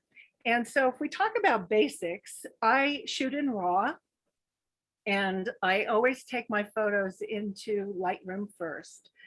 And I always use auto. I just push the auto button to see what it does. My goal with this picture was to bring out all the details of the color and the silhouette of the riders to show the excitement of being at the fair. And it is exciting, but that sky in the background certainly wasn't too exciting. There wasn't any drama to it. And you would think, well, there's enough drama going on, but the sky in the background just didn't add anything to the photo, I thought. So I brought it into Lightroom. I brought up all the details on the color on the right because I wanted to show all the lights that were showing up. And I also wanted to show the silhouettes in relief. So I took the shadows down to keep the people in silhouette. And this is all in Lightroom first. I used the adjustment brush tool, and I had the shadows open and I brushed over the ride and building to bring up the detail. I wanted to bring in all those lights. So I brought the shadows up, the shadow adjustment. And then I brought up the exposure by 2 stops on the brushed area so that it would really pop. And then I selected a new adjustment brush and I slid the exposure down and I moved the temperature slider to the blue side so that we would get a little more blue color on that right-hand side with all the detail. And then I selected a gradient tool and I brought it in from the right to lower the exposure on the neon building so that the eye is directed back to the center of the image. So I just wanted certain details to pop. And I looked at the profiles browser, and those are 4 squares in the basic tab in Lightroom, to check and see if I liked any of the looks, in addition to looking at the presets on the left of Lightroom, because I do utilize them when I feel like it's going to fit the mood. And I did pre-visualize this. When we were there, I thought I love the movement of the riders, but I also wanted to get all that detail that said California State Fair and the lights on the right to show the excitement of being there. So this was my basic. This is what I started with. This one is my beyond.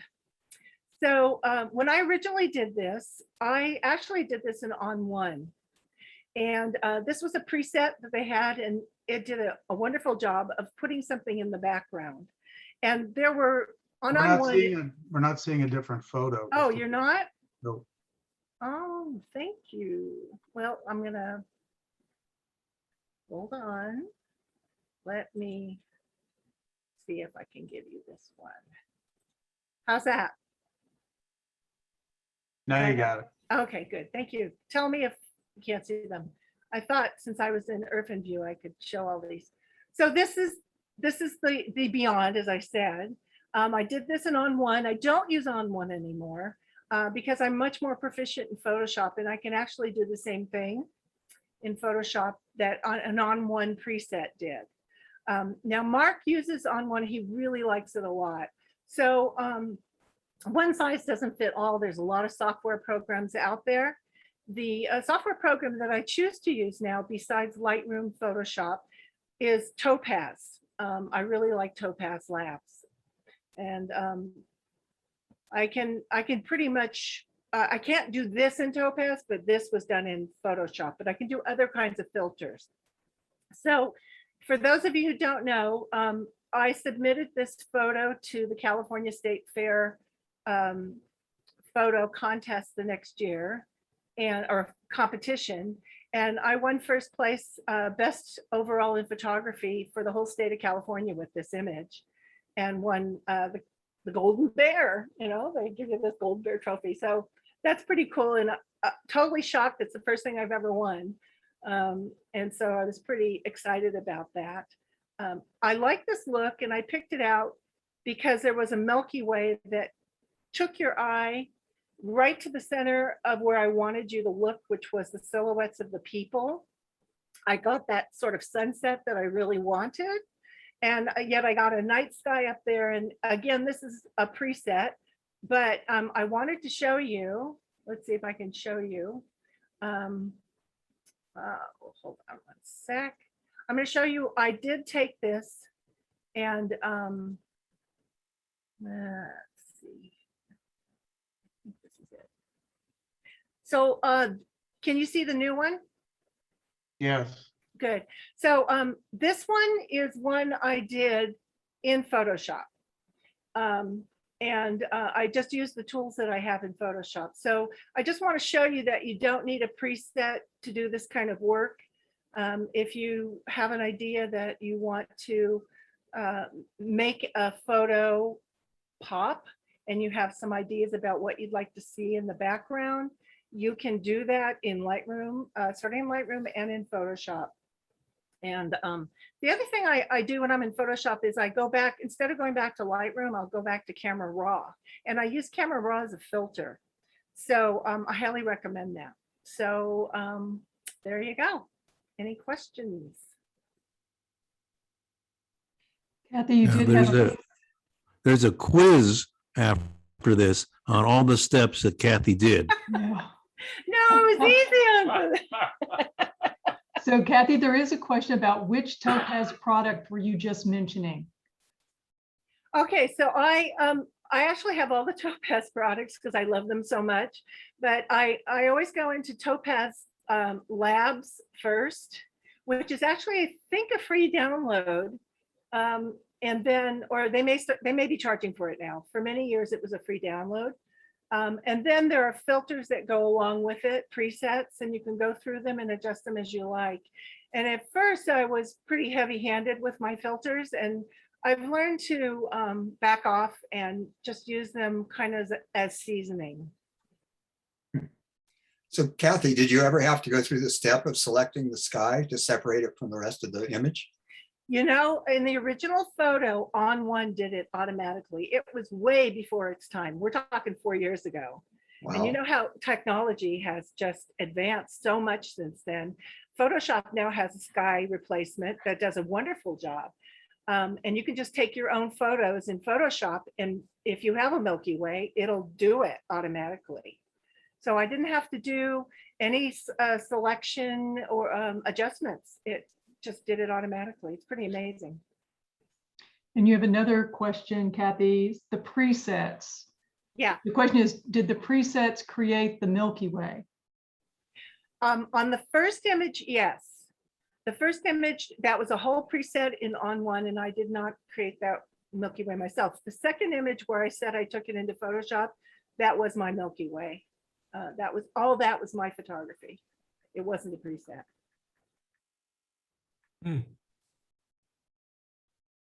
All right, that's very good. And for those of you that don't know, Kathy is extremely creative, and we're looking for Kathy to teach an all-encompassing Photoshop Lightroom class to all of us. But I'm afraid it'll be months-long class to learn everything that Kathy knows. Yeah.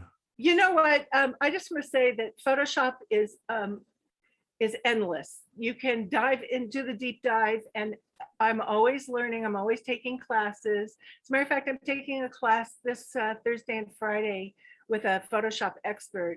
It's Zoom, but I'm always learning, and you just got to dive in and play. That's all. But thanks, David. Thank you very much, Kathy. So we should move on if there's no other questions. The last person is Ellen. Ellen, are you there and ready? I am.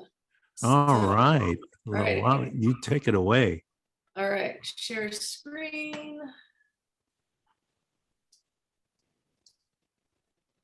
All right, can you see Lightroom? Yes. Okay, great. Okay, so I really thought this was a great topic because, you know, any photographer, know how advanced you get, should really, like, you should not forget your basics and just, you know, and I think it's important to, like, really to keep working on the basics. You know, it's like, and for me, one of my favorite things to, like, always work on, it's like, I like to go down to the Yuba River and just find something interesting to shoot and just really work the composition. So this is a before photo, by the way. And it's not, I mean, the composition, you know, with the rock and the angle, I like, that's what I liked about this image. That's kind of like the unpolished gem in this photo. So, and so when I compose the photo, that's kind of what I kept in mind. And then when I brought it into Lightroom, which was what I like to use, I edited this with just all basics. And so the first question I asked myself was like, it was color black and white, and the rock is pretty much black, is close to being black and white, and then you've got these distracting colors in the background. So black and white was my first choice. And then I go through and do basics like white clipping, highlights, shadows, then I play with the contrast and clarity and the dehaze. And then, so it's kind of coming along. It's starting to look all right. So it's looking better. But, there's like little distracting things in the back. Like there was a little, so I would just go and I use like a brush to, there's like a heel brush in Lightroom. You can just click on like a little spot and it actually does a really good job of, getting rid of those things. So I'll try a little vignette. So that's getting closer. That's more of what I am looking for. And then I played with the dehaze again, a little more contrast. And so when I go in and edit, it's like I go in and I just keep working at it. And I play with a setting and see how that works into this. And with this image, for me, I really wanted to develop a lot of points of contrast because there's some good points in there, but I still need to bring them out more. So there's more contrast. And then I went in with a brush stroke and then I kind of brightened up some of the darker areas in there. But this was still not quite working for me. So this is closer. And then when you convert a photo into black and white, you can go back. It still has all that color information, of course. So I like to go into the color sliders and see what effects that can have. That wasn't the right one because that really brought that leaf out. So I got rid of that right away. But then I just kind of went through and I just played with the brushes to bring out like those points of contrast and playing with it. And then the other thing that is like, it needed a little cropping because it's still it's still getting there. And then it needed more cropping. So it focuses more in on the image itself. So, it just took out some of the distracting elements in the background. And now I'm kind of really going in and really refining. And I think, it's like, even like the meticulous little details, I think are things to really pay attention to because that can really make or break a good photo to a much better photo. So for this photo, there's this point of contrast is this white of the rock and against the black. And then right where it kind of starts to go black, there's white against there. There's a little bit of separation there. And so you have like the dark, the light, the dark, the light, dark, the light. So, you just really layer the light and that'll bring out attention to the texture of the rock and the lighting that is on the rock. So I probably came back to this image probably half a dozen times over a period of like 6 months because I'd keep working at it. I'd walk away from it, I'd let it sit, and then I'd come back and see with fresh eyes and go, what was I thinking with that? So eventually I just go in and I play with it until I'm satisfied with it. And for me, right now, this is the image that I'm satisfied with. And so there's a lot to be said for going in and doing really fine, meticulous editing and just keep working at it. But I also think it's important to just go in and play and really just explore what else, you can, what the sliders do. Just go, so this, for example. So this was an image I took at the river. This was actually taken, this was not pre-planned. I was actually just killing time while I was waiting for the light to change because I was going to do some, night photography. And so I didn't really think, but when I brought it home and brought it into Lightroom, that's when I really saw the potential of this image. I flipped it on its side. I was like, oh, that's really, and I just thought that was really interesting. So I did all my basics and I could edits and I could just see how much that brought out the light. But then what I did is I went in and I used brushes to kind of balance out like the two halves a little bit more to get that symmetry, but balance out color. But then I also went, I played with the saturation, the color temperature, the tint, and I just kept pushing the sliders and playing around just to see what I could get it to do. And it just got more and more dramatic. And finally, this was the final edit that I am happy with. And this was all very, very basic. All right, I'm going to call it good. Thank you. All right. Thank you, Ellen. Do we have any questions for Ellen? Is it okay to speak and not use the chat text? Yeah. I'm going to be the speaker next month. This is Tom. And some of what Ellen just did is real apropos of some things I'll be talking about. And it starts to beg the question of when we fall into a category of what is natural and what is manipulated. And that, I think Ellen's was a perfect example there. And I still think it's natural. She didn't go into Photoshop and use any tools that manipulate, as in paintbrush or anything like that. But clearly she manipulated the photo in such a way that the symmetry was as close as possible. She changed the hue, she changed a number of things where it no longer really looked like what it did in nature, but it was still natural. It was still a natural art. So I don't really have a question so much as a theme that I've been wrestling with personally, and I'll be talking about next month. I think at some length on what it means to be taking nature photographs, and at what point have we manipulated the natural environment to where it is no longer a natural photograph.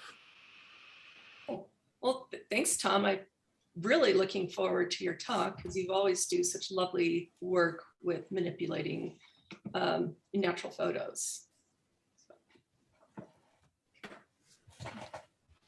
Okay.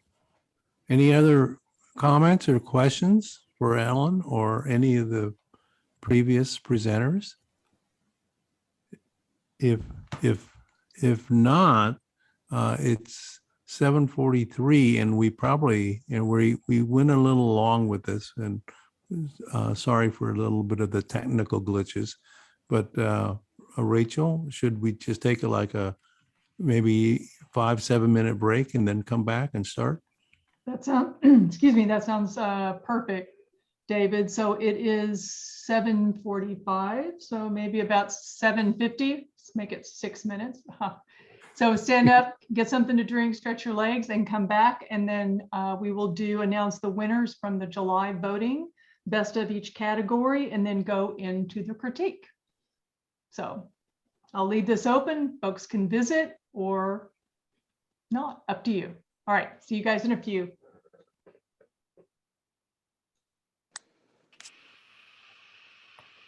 Yeah, you want to take a ride?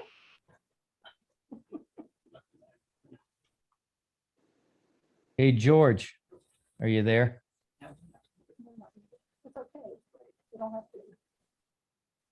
Just don't talk about John while he's sitting there. Busted. How are you doing, John? Good. Is that Kathy? Yeah. Yeah, fantastic. I actually have I've got some time off and I wasn't going to be able to go to the Eastern Sierras, and I might be able to go. So I was just going to, Wow. yeah, I was just going to pick George's brain to see. I got to, tonight after the club, I got to look at hotels and see if I can get over there. Hi, John. Yeah. Hey, can I join you guys? Of course. No way. Of course. Awesome. Yeah. I think I might be able to get get out and actually even make it on Sunday, but we'll see. But my biggest goal I've had for now 4 years is the racetrack. I want to get there, so I got to get some shots. Now, is this a good time of year to get the sliding rocks, or is that happen? Is it always? It's a good time of the year to go there because it's not too warm, it's not too hot. The rocks are not moving. You won't see them moving. No, I understand. You'll see the trail and all of that. You will see the tracks, yes. Yeah. Okay, so that's all there. It's not. I understand it happens in the winter. Is that correct? Yeah, they move in the winter when the lake bed is icy and there's very, very strong winds. Yeah, right. The winds are said to be able to move 100 pound of rocks. Yeah. Just a few millimeters, but every year. Yeah. Actually, it's a good time to go now because the playa is dry. You never want to go when the playa is humid. Otherwise, you would leave tracks, foot tracks on the playa, and you don't. Right. And are you going to do that at night or the early morning? What's the racetrack? We will be there in the afternoon, and we will stay until night. And which night? Is that going to be Monday night? I think it's okay. Hold on, I don't remember. I think it's Tuesday. So John, are you going? I didn't see your name. Monday night. Monday night. Okay, yeah. That's a definite for me. I think I can get there, but Sunday's a little tight. Yes, Rachel, I just had a break in my schedule, and I might be able to make a break. So I might join you guys. But I tried to sign up, and then it says closed. So I'm just gonna crash the party, man. Oh, I'll tell you, you just got to be careful on who we invite there, man. Hey, John. Yeah, Rick. You need to bring your winter coat on Sunday because it's going to be 102 in Death Valley. Exactly. That's what I thought. Well, that's what I was going to ask is what is the temperature swing? Is it really going to be 102, Rick? Yeah, it is. Yeah. 102 down to what at night? Like 70. Yeah. So 70? 72. Yeah. So it won't be cold. It'll just be hot. Yeah. You just get to sleep in. It's nothing. In the summer, it's 120 something. Yeah. So it's very cool. It's cool, yeah. But keep in mind, as you go up the Eastern Sierra, it's going to get very cold at night. So, yeah, one of the great thing about the racetrack, it's in altitude, so it's a lot cooler than in the valley. Yeah, awesome. Yeah. Okay, good. Racetrack Monday night. Yeah. That's what I'm looking forward to. Nice, cool. It'll be a good, cool 90 plus. So that's, yeah, what the heck? And Brian's going to go with and move the rock for you. I want to see him ride it like a bunkin' bronco. Just bring some IPA and he will help you. But George, you can't bring any of that scotch. Last time you brought that scotch, I had a hangover the entire day we were shooting the dunes. So that was brutal, man. Dude, you killed me the whole day. He's from France. What do you want? That's my way to eat. Man, we're drinking. I may have to start participating in these field trips now that I hear that. Oh no, they're brutal. Yeah. Yeah, God, I hate them. I'm going to be in the Eastern Sierra next week. Oh, are you? Where are you going to be, Rick? Are you going to? We're going to be at O Ridge. We're going to go to William Kent out of Tahoe next week, but then they closed the campground, so we switched it over to the Eastern Sierra.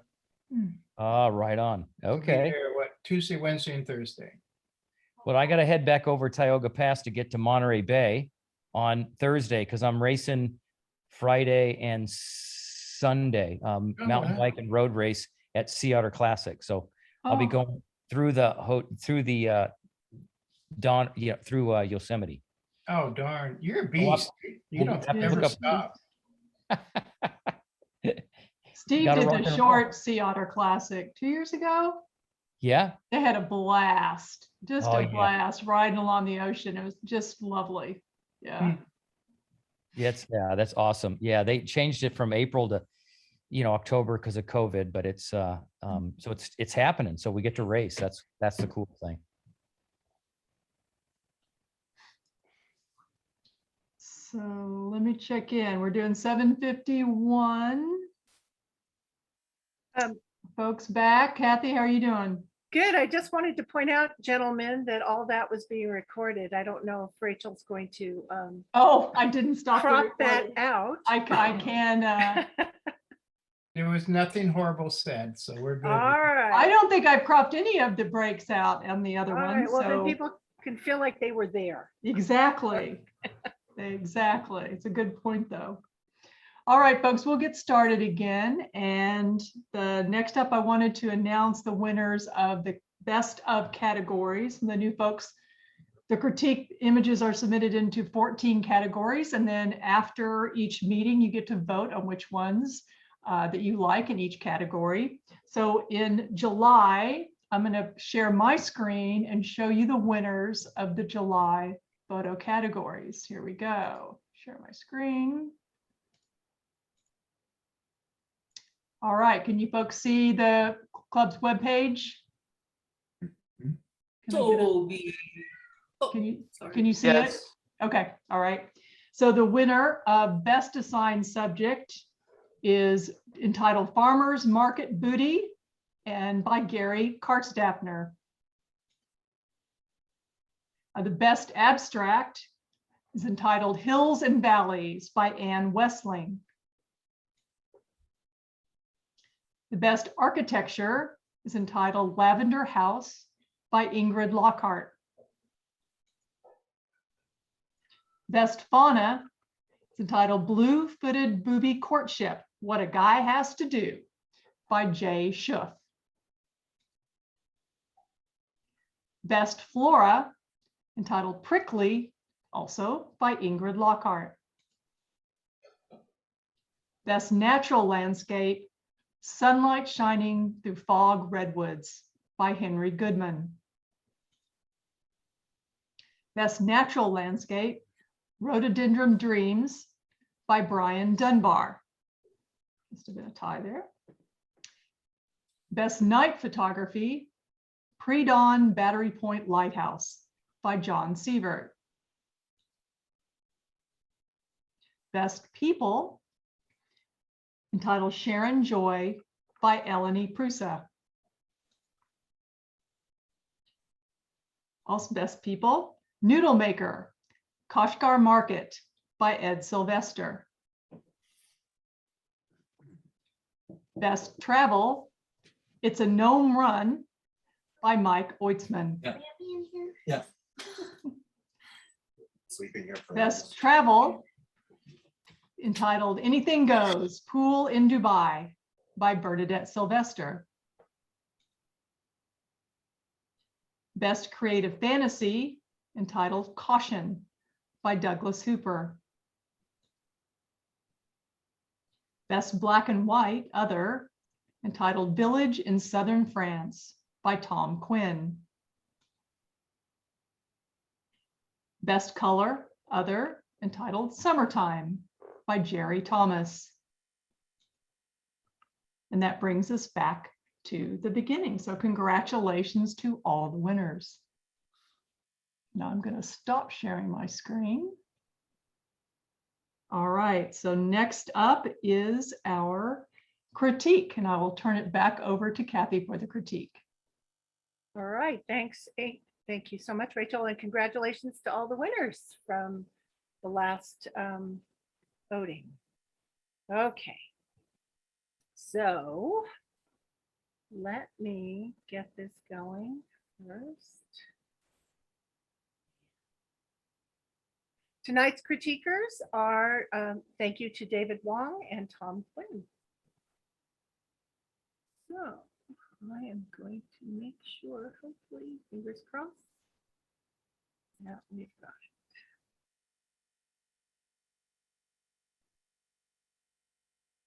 it. So what are y'all seeing? Seeing assigned subject county fair.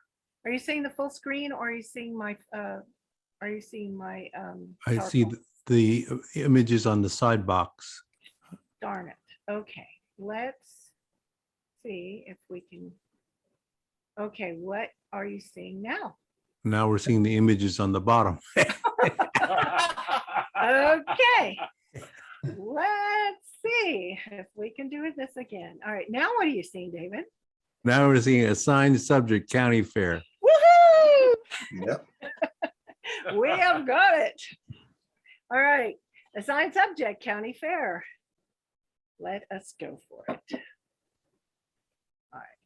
All right, we're going to start off with Tom is going to do this one, and just a preface, you know, all of this is, as it is all the time, it's just our individual thoughts on these, and there's no, you know, right or wrong. So please don't be offended if we say something that we might suggest this or that.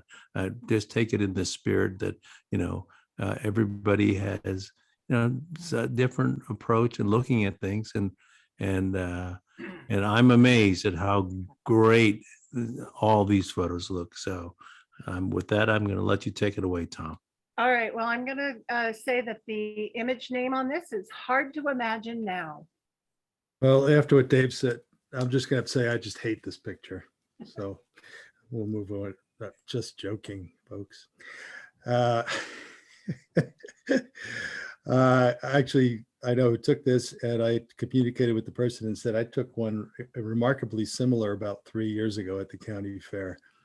I love, given what's taken place with COVID, I love the title, Hard to Imagine. Moving into that little enclosed ball right after some other sweaty person had been in there breathing before you. Great title. The fact that it's not totally crisp focus works perfectly for me here, because there's a really nice feeling of motion. The colors are wonderful, color contrast. The pose of the individual inside the ball, to me, has a certain feeling of not just motion, but even a little bit of a feeling of panic, which is also apropos the title.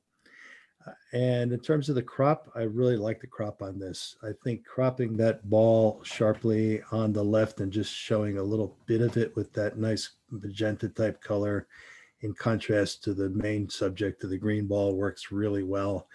Very well done. I really like it. And the photographer is Kathy Triolo. Right here. Oh, backwards. Let's try this. All right. And the title is Carnival Faces. This is a great composition. I like that the face of the person with the eyes and the lipstick and everything, they're framed in the frame by the Joker and the cards and the rabbit. The images in the, I know it's part of the painting, but I like the way that the photographer has cropped this, showing that the trumpet points to the right. There's a slight vignette and down below in the upper right and even on the upper left, so that everything focuses the image back to the person with the big face. And notice that it's also in the kind of the thirds area, so taking advantage of the rule of thirds in this case. Nicely done. And the photographer is Gary Kartstaffner.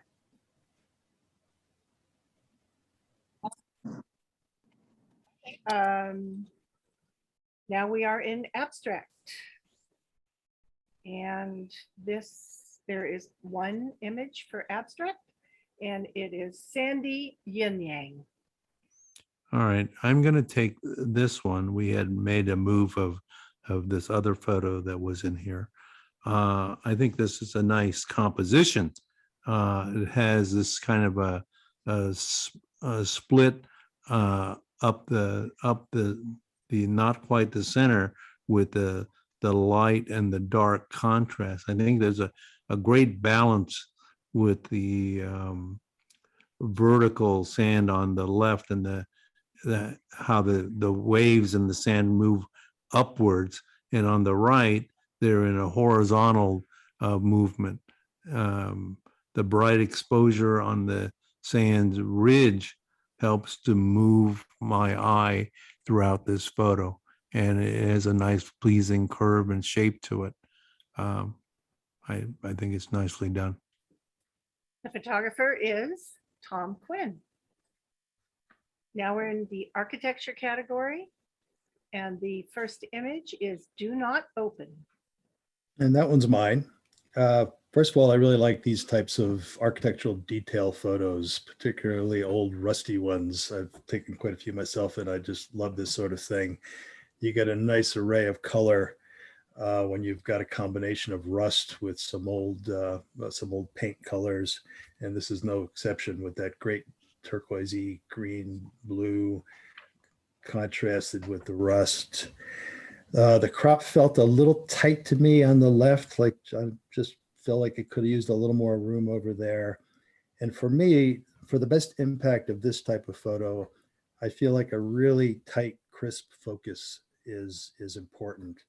This one felt a little soft to me, and I think it could have been improved with a little tighter, crisper focus. But otherwise, it was well seen and well captured. Thank you. And the photographer is Patricia Leviton. This is Pike Place Market, Seattle. This one has a nice quality of depth to it, with leading from the foreground where it's just nice and bright. You have this diagonal leading line to a point that's kind of approximate of the point of thirds, and then leading up to with the fog in the building. So it has a nice sense of depth. I think that I'm always looking for a sense of depth in some of these photos, and this one certainly displays it well, going from the left diagonal to the right middle and then up to the top tall building. Nicely done. And the photographer is Stephen Black. This is Foggy, Foggy Night. So we go from the fog of Seattle to the fog of San Francisco. Being a big fan of black and white, I really enjoyed this photo. I think the fog, of course, really makes it special. Very well done capturing the fading pyramid at the top and yet still making it visible. And the rays coming from those lights up top into the fog was very well done and very well captured. And a really nice crop to this photo, which I think enhanced it quite a bit as well. So well done. The photographer is Ellen Davis. This is Designed to Impress. This photo has a nice symmetrical balance to it, obviously, and point of view that moves your eye all the way up to the desk at the top. There's a kind of a little bit of a vignette on the sides at the top. I think the way that they cropped it accents the vertical motion, and the red color at the top helps to draw the eye to the top again.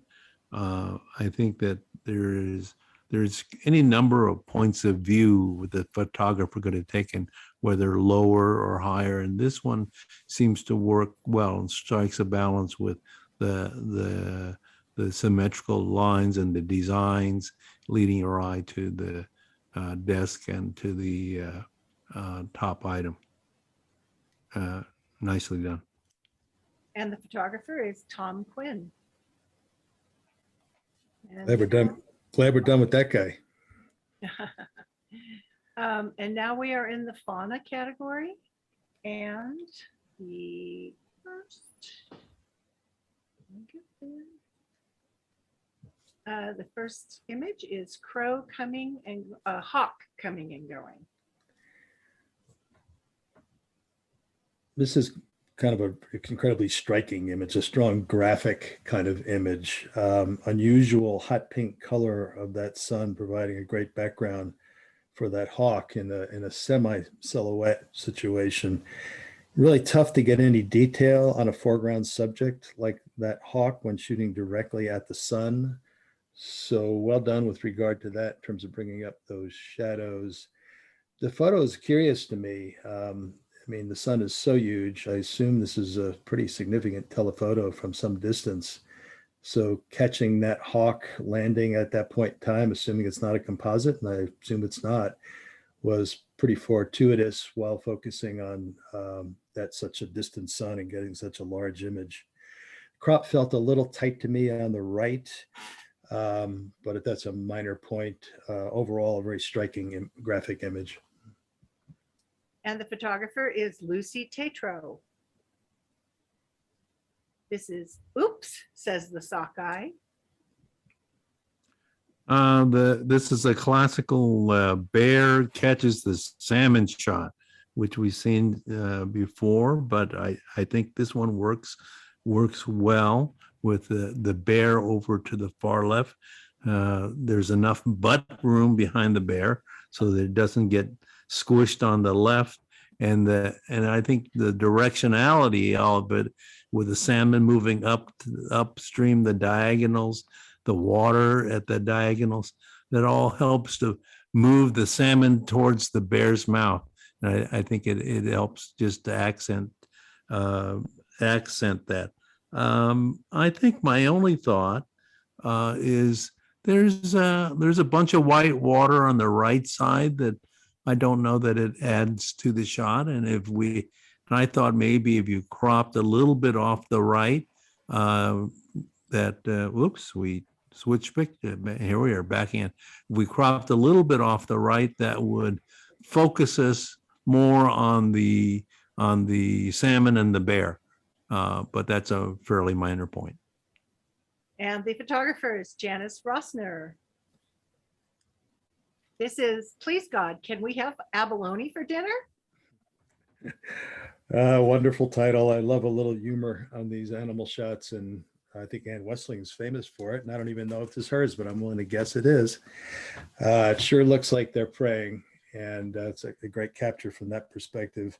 Really nice focus, good detail on the front two otters.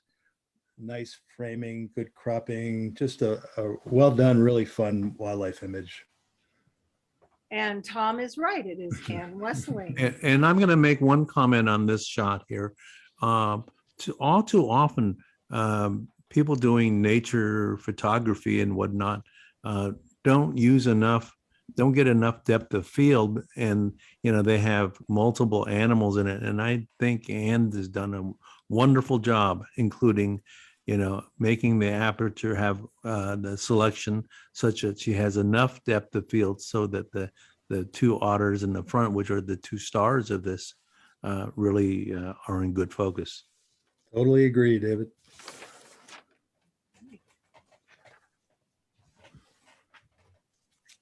Blueface anglefish, Maldives. I think great lighting. The photographer is using some underwater lights, and I think there's a nice, talking about depth of field, there's a nice fall off to a soft background with the coral and the other fish around, and then notice that the fish over the top of this angelfish actually is slightly out of focus, so showing that it's really nicely done with isolating the fish in the sharpness. Minor thing, I might have put the fish more in the center, and you don't have to center. In this case, centering might have worked, but nice shot. And the photographer is Mark Davis. This is barking up the right tree.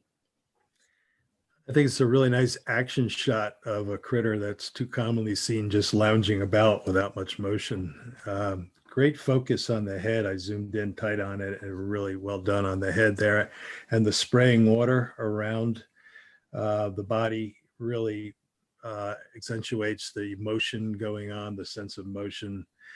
Looking at that spray and at the smooth surface of the water, that wave in the foreground, it's interesting. It seems to me it must have been a fairly long shutter speed for the spray to be looking like that and for that wave to look like that. So all the more incredible to me that the head remains in such a good focus and caught in such detail while still showing smoothness of long shutter speed elsewhere in the photo. But well done and a nice capture. And the photographer is Brian Dunbar.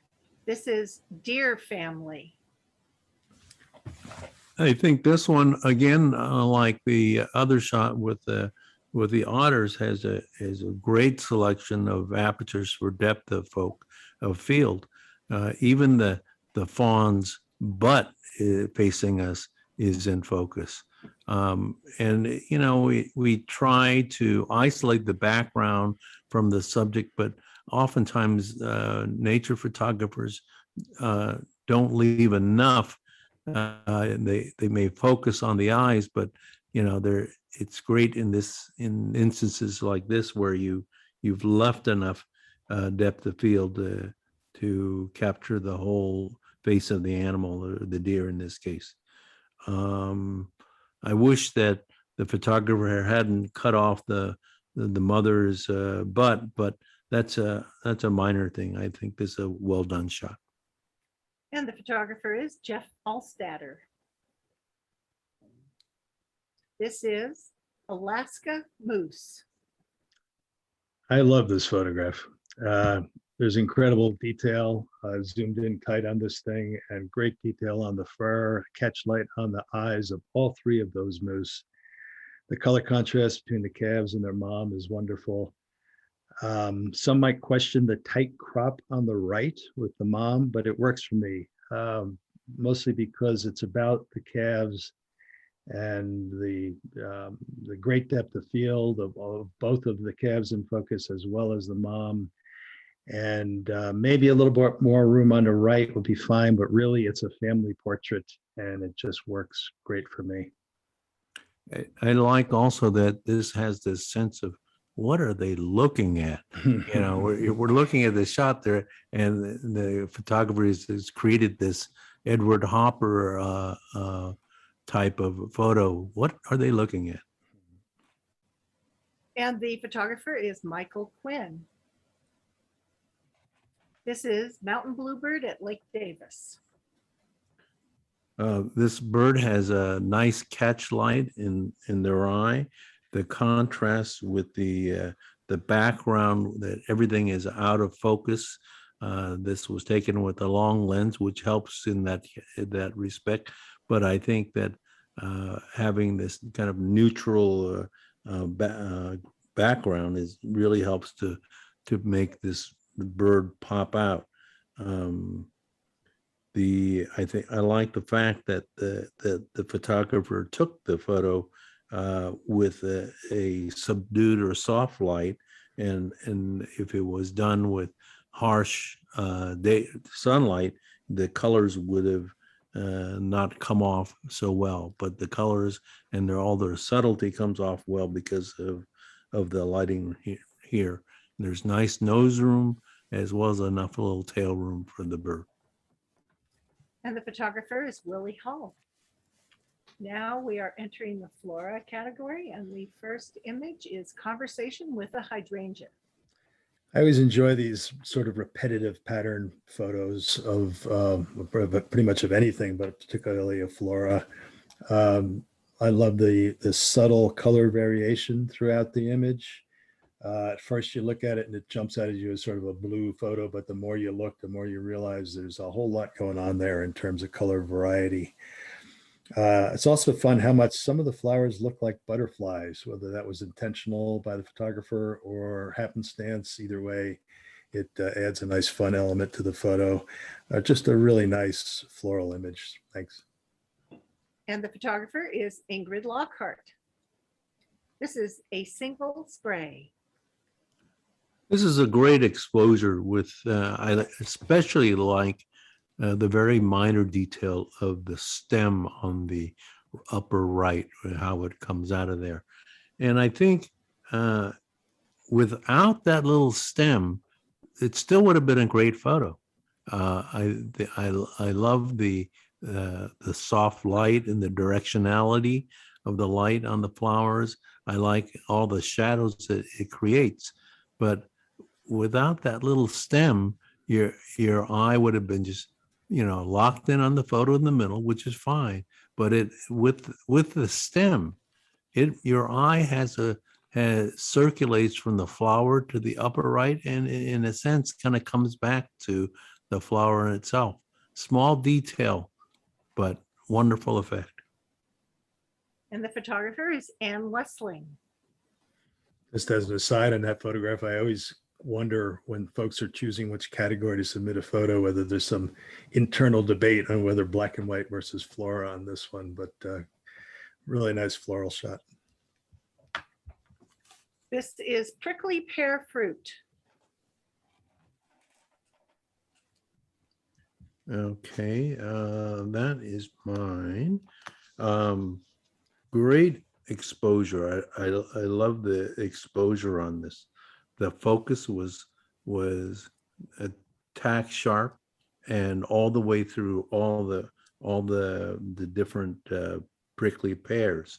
So again, talking about having a sufficient depth of field.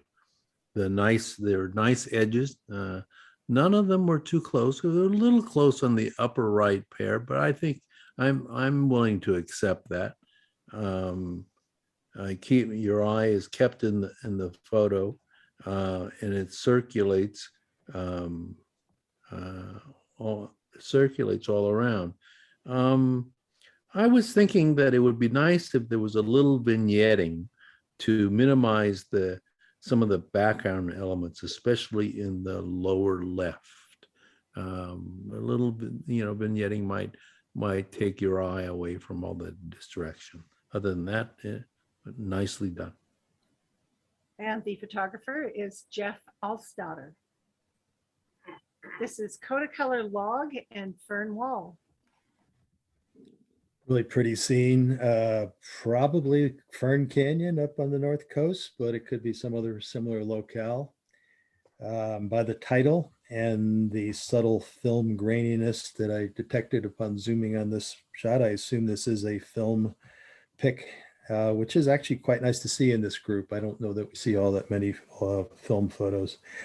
Great color, heavy saturation on that green, but it works for this scene. And also I just thought it was fun how much that log in the foreground looks like some sort of critter, either a hippo or some sort of large gator or something in the water there. And I don't know if the photographer captured that intentionally, but in any case, that's what jumped out at me as making it an interesting photo of that ferny wall.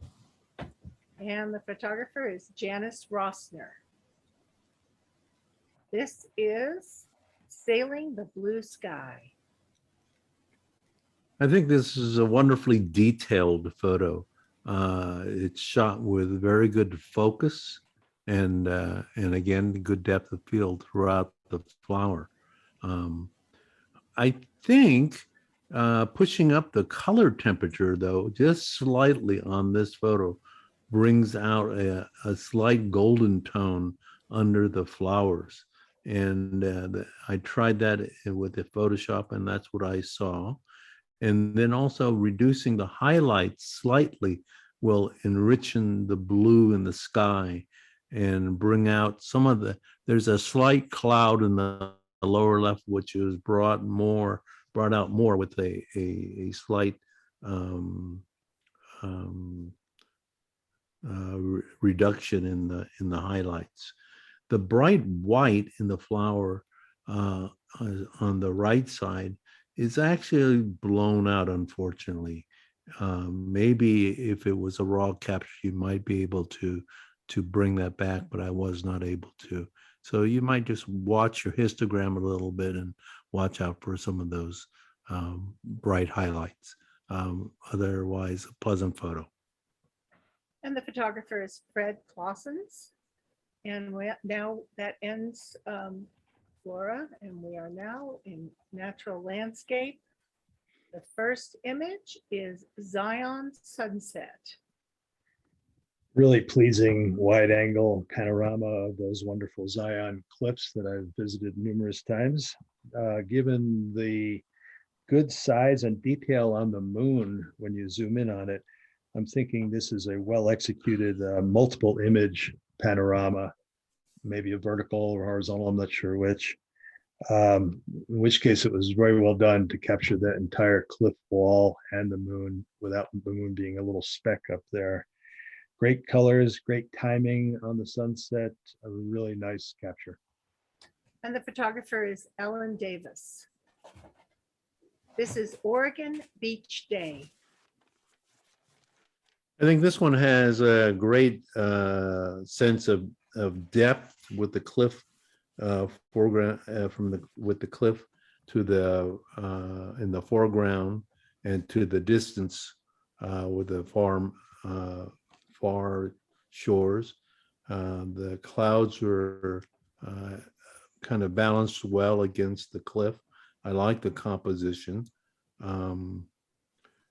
Even the people on the beach, which I didn't notice at first, but that has a nice sense of scale, how large the cliff was. I did find that when I added a little bit of dehaze, that it brought out the shadows nicely in the clouds, and the sky was a little darker blue.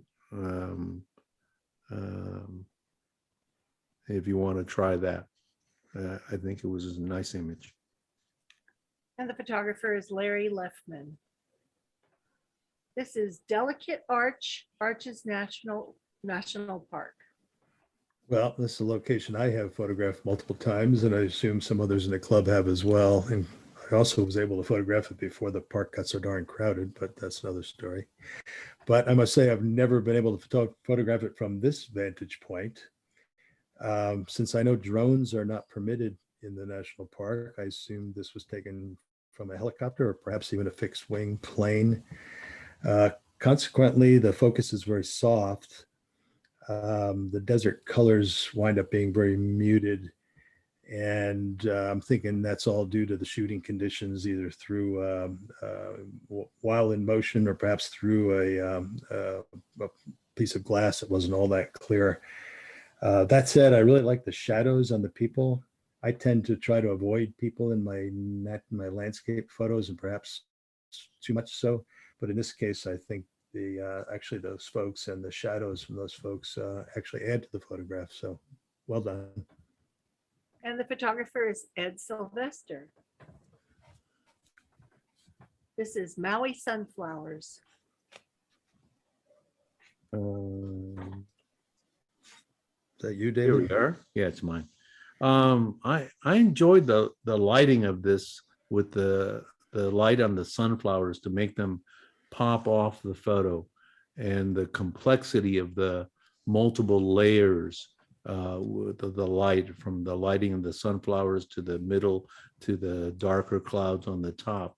I think this gives it a nice mood, especially with the stratus layers on top. Very well done. The photographer is Gary Kartstafter. This is Kenai Mountains. Wow. This is one of those wow dramatic images that we get in the club, and wonderful light, very crisp detail, very sharp throughout the entire image. Wonderful. This could have been a very dramatic black and white as well, I think, but there's wonderful subtle color changes throughout the image. I think it's a great execution of what could have been a very challenging lighting situation between the clouds and the sun and the lit areas, but very well composed, well executed. I love it. And the photographer is Michael Quinn. This is Maui Sunset. This is a nice monotone type of a photo with a clear balance of the sand, the surf, the silhouette of the trees and the clouds. There's nothing to that I think the shot is very well balanced. I did find that increasing the color temperature, though, to better match the approximate color temperature, the lighting conditions brought out a slight golden tone to the beach, and the tonal highlights were brought out a little bit more in the clouds when you change the color temperature slightly. Other than that, I think it's a wonderful shot. And the photographer is Stephen Black. This is Autumn Magic over South Fork of Bishop Creek. Well, I get another opportunity for another wow photo, another dramatic image.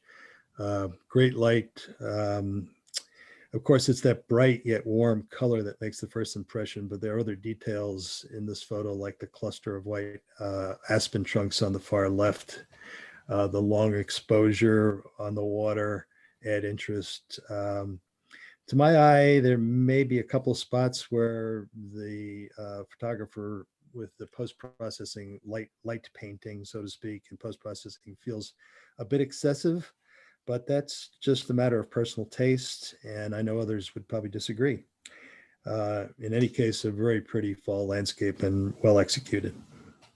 And the photographer is George Pelpel. This is Facing East After the River Fire. I think there was a nice feeling, if you can say there's a nice feeling with a fire, a picture of destruction, but there is a sense and there's a mood of this shot. You're with the balance of the smoky sky and the burnt fence in the foreground. It presents a very realistic sense of the conditions. I like how the photographer used the smoke-filled sky, and even though it's a kind of a negative space with half the photo, the sun, just a little sun in there, helps to balance it out against the burnt lower part of it. Nice job. The photographer is Lucy Tatro. This is Facing East, Deep in the Dolomites. Another wide angle panoramic beauty, presumably done very well by merging multiple images.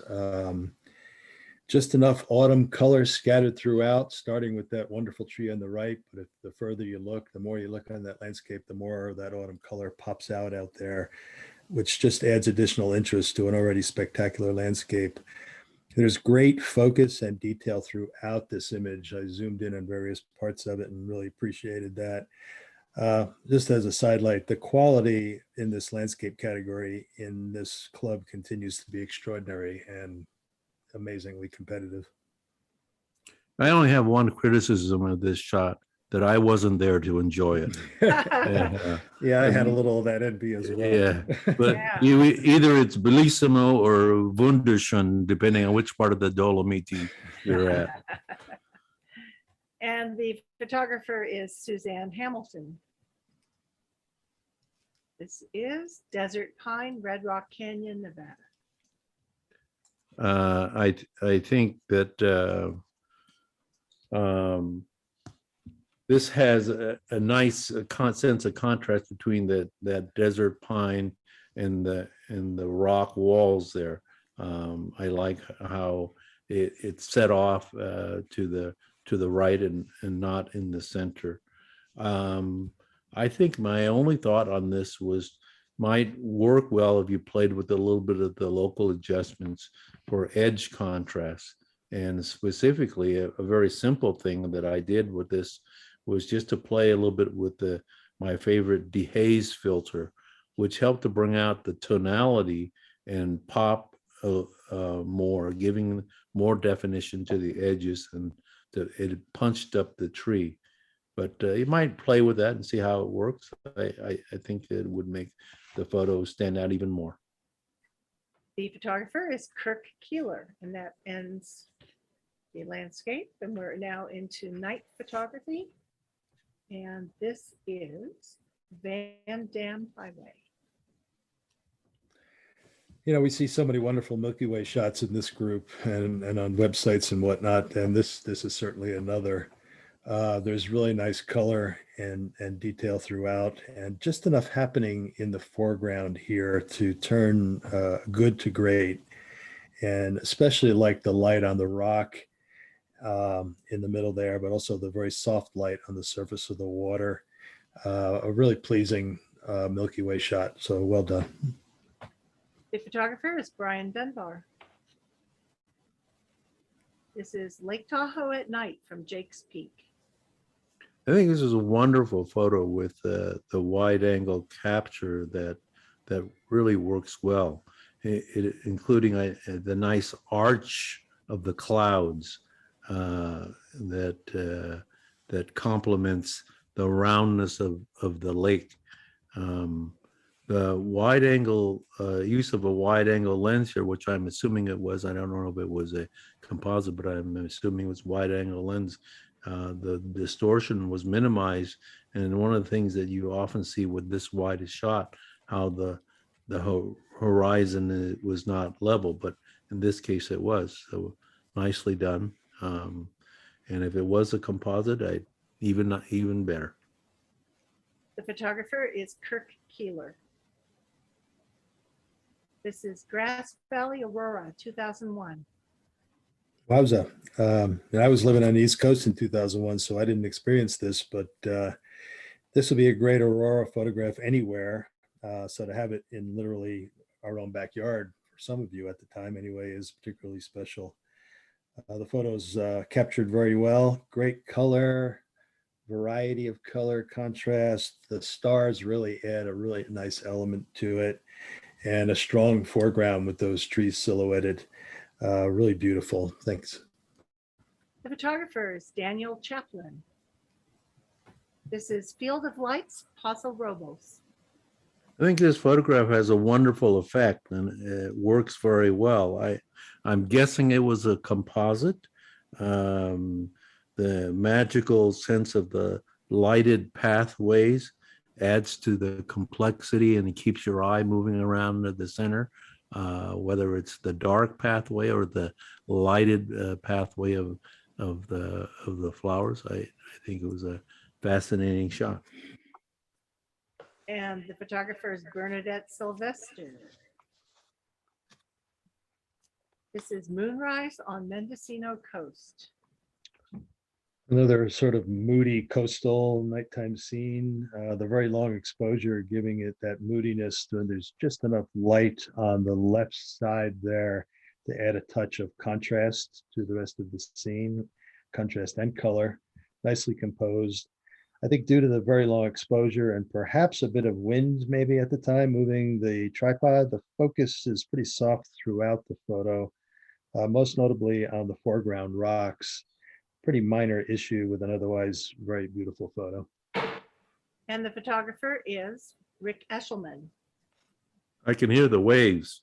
And we're in the people category now. The first image is Baby Archer, San Francisco. Oh, that's mine. Yes. I hope so. Yes, fantastic shot. That I love this shot. From the eyes of the baby and the catch lights to the resting arm, that it serves, the mother's arm serves as a framing element, and then the tilt of the baby's head towards you, the eyes being towards the 1/3 area. This was a very complete and intimate photo of this baby. And I like the nice soft hair light. I think this was extremely well done. The photographer is Shelby Cohen. I agree. It's a beauty. This is Devin Allman. We've seen a number of fine photos of musicians in the club, and this is certainly another. I think the photographer captured the emotion and focus of the guitarist. There's great color throughout the image. And I think what really makes it a little special for me is that drummer nicely framed under the guitar in the background, adding another element beyond just Devin Allman. Really great concert pick. And this photograph is by Mike Shea. Yeah, and it was nice to know that this is Greg Allman's son and Cher's ex-stepson. All right. This is Girl with Red Umbrella. This one, this is a very unusual combination of shots of the landscape and a people shot that where they with the pop off of the girl with in the red color. I think it works well in the playful nature of you don't know whether to look at the playful nature of the girl or the wonderful landscape. But I think it's a delightful combination of the two. And the photographer is Jerry Thomas. This is Buddies. Wonderful expressions, and truly they do look to be great buddies in this photograph. Looking at this closely, I take it it's a scan of a film print, an older film print. I could be wrong about that, but the apparent color fading and white lines that you can see when you zoom in on it would indicate to me it's a scan of an old print. If the original negative can be located and a new print made, it might really make this a special photo of two close friends. Alternatively, when I've tried to scan some photos where the colors faded and it's gotten a little bit weird, I've tried transitioning to black and white, and I might suggest photographer play with that a little bit and see if this comes across as a nice black and white photo, or even perhaps a little sepia. As I looked at this photo, I thought it was older. I could be wrong about that, but I thought it was. I couldn't help wondering if these two have kept in touch over the years and are indeed still buddies. Sorry about that. The timer went off on you. And the photographer is Henry Goodman. New category, travel. The first image is Morro Bay sunset. How are we doing time-wise, Kathy? Do we Doing need to great. pick it? We're No, okay? You're doing great. Okay. Great mood, a shot of Morro Rock and the fishing boats. I can hear the seagulls and smell the sea air with this shot. Great layers of color and vignetting. I like the dark top skies and the dark bottom of the waters. The single seagull in the center was a nice touch and good timing. And the Morro Rock on the left balances well against the fishing boats on the right. Nicely done. And the photographer is Kathy Triolo. Busy shopkeeper in Montreal. I'm a big fan of street photography, and in fact, I think it should be considered as a separate category in our club. And to me, this is a great example. People going about their daily lives. You have tourists, obvious tourists. You have a man with a hand cart, a local who's working, and of course, the busy shopkeeper in the striking red dress. You can't miss her. Very well captured and a really nice street scene. The photographer is Larry Leffman. Now we are in the creative fantasy anything goes category. The first one is this is cattails. Sorry. And I need to go back because this was originally in Flora, so I need, or abstract. I need to go to my abstract notes. Okay. Very striking image. Nice color palette. Cattails are identifiable as cattails, but only subtly so. First, I thought this might have been intentional camera motion in camera, but it's not. It's a Photoshop application of some kind, but really attractive. And now that it's in the right category, I really like it, and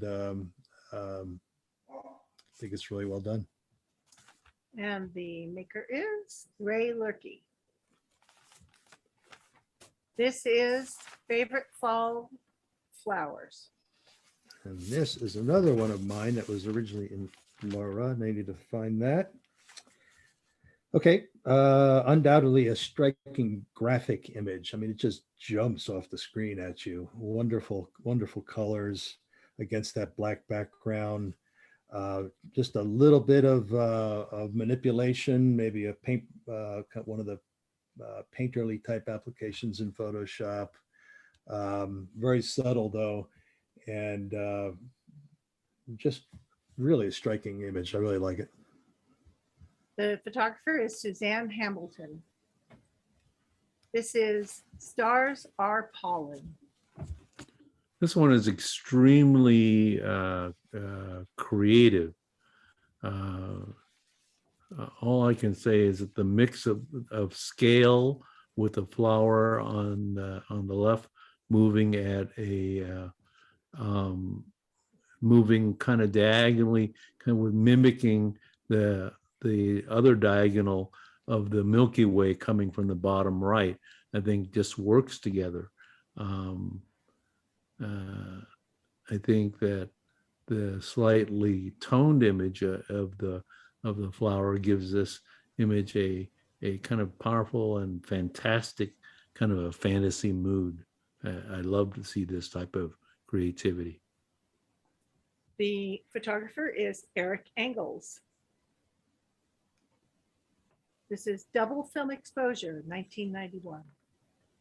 This is really a lovely image, purposefully soft focus that really works well here. The overlay of the leaves is well done. It adds a kind of a sense of a dreamlike quality. And having the model, of course, the subject having her eyes closed just adds to the overall dreamy aspect of the whole work. Very nicely done. The photographer is Shelby Cohn. Now we are in manipulated but realistic. This first one is Perseids time lapse over Thunder Mountain.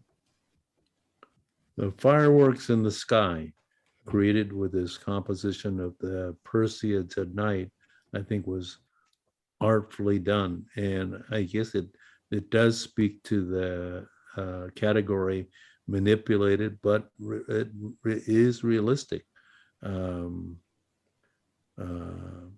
I think another photograph that has great depth with the rocks in the foreground leading up to the mountains in the middle ground and the sky and in the foreground works well. The photographer is Rick Eshelman. This is Light Through the Glass. It's a really classy photo.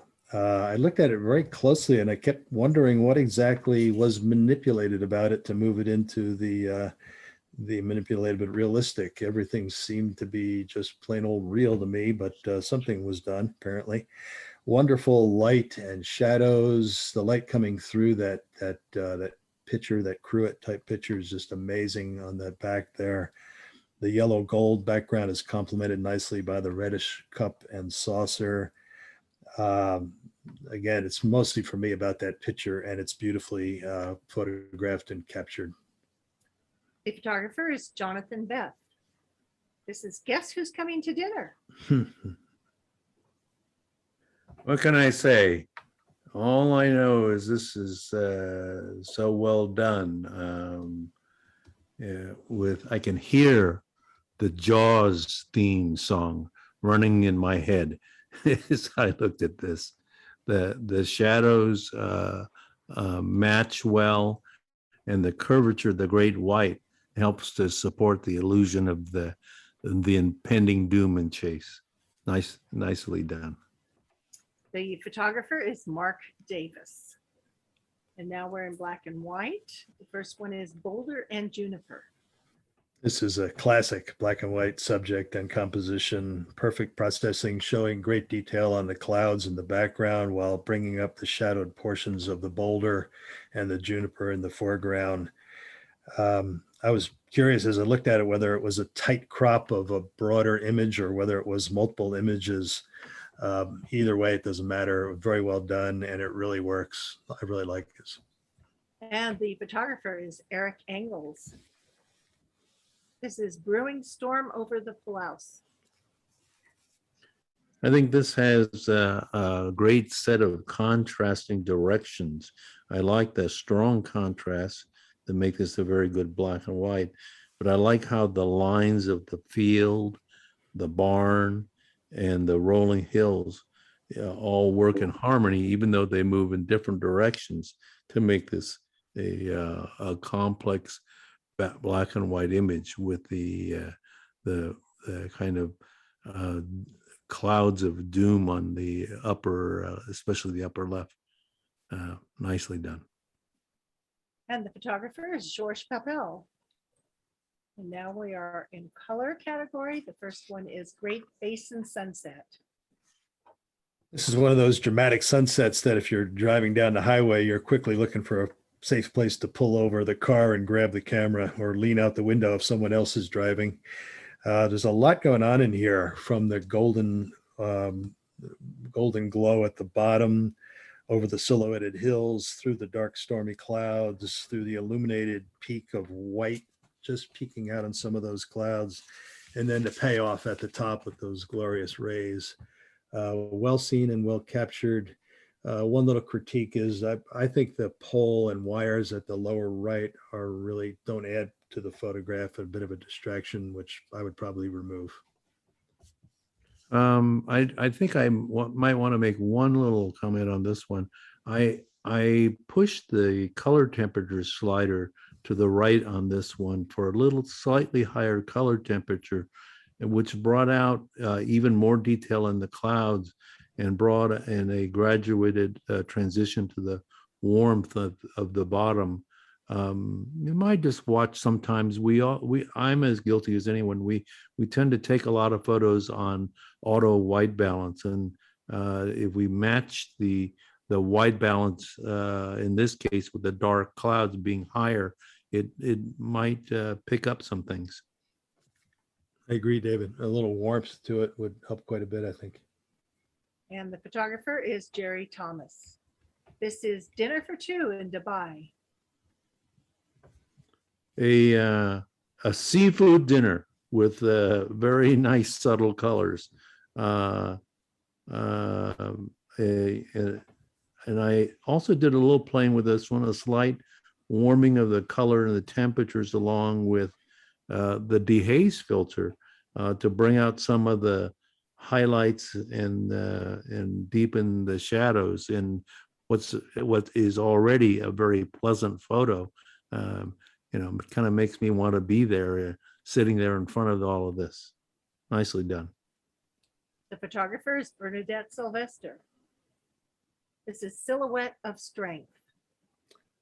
Well, as far as I know, there's only one club member that creates such compelling images of this particular kind, and yet somehow I find each of them unique, and this is no exception.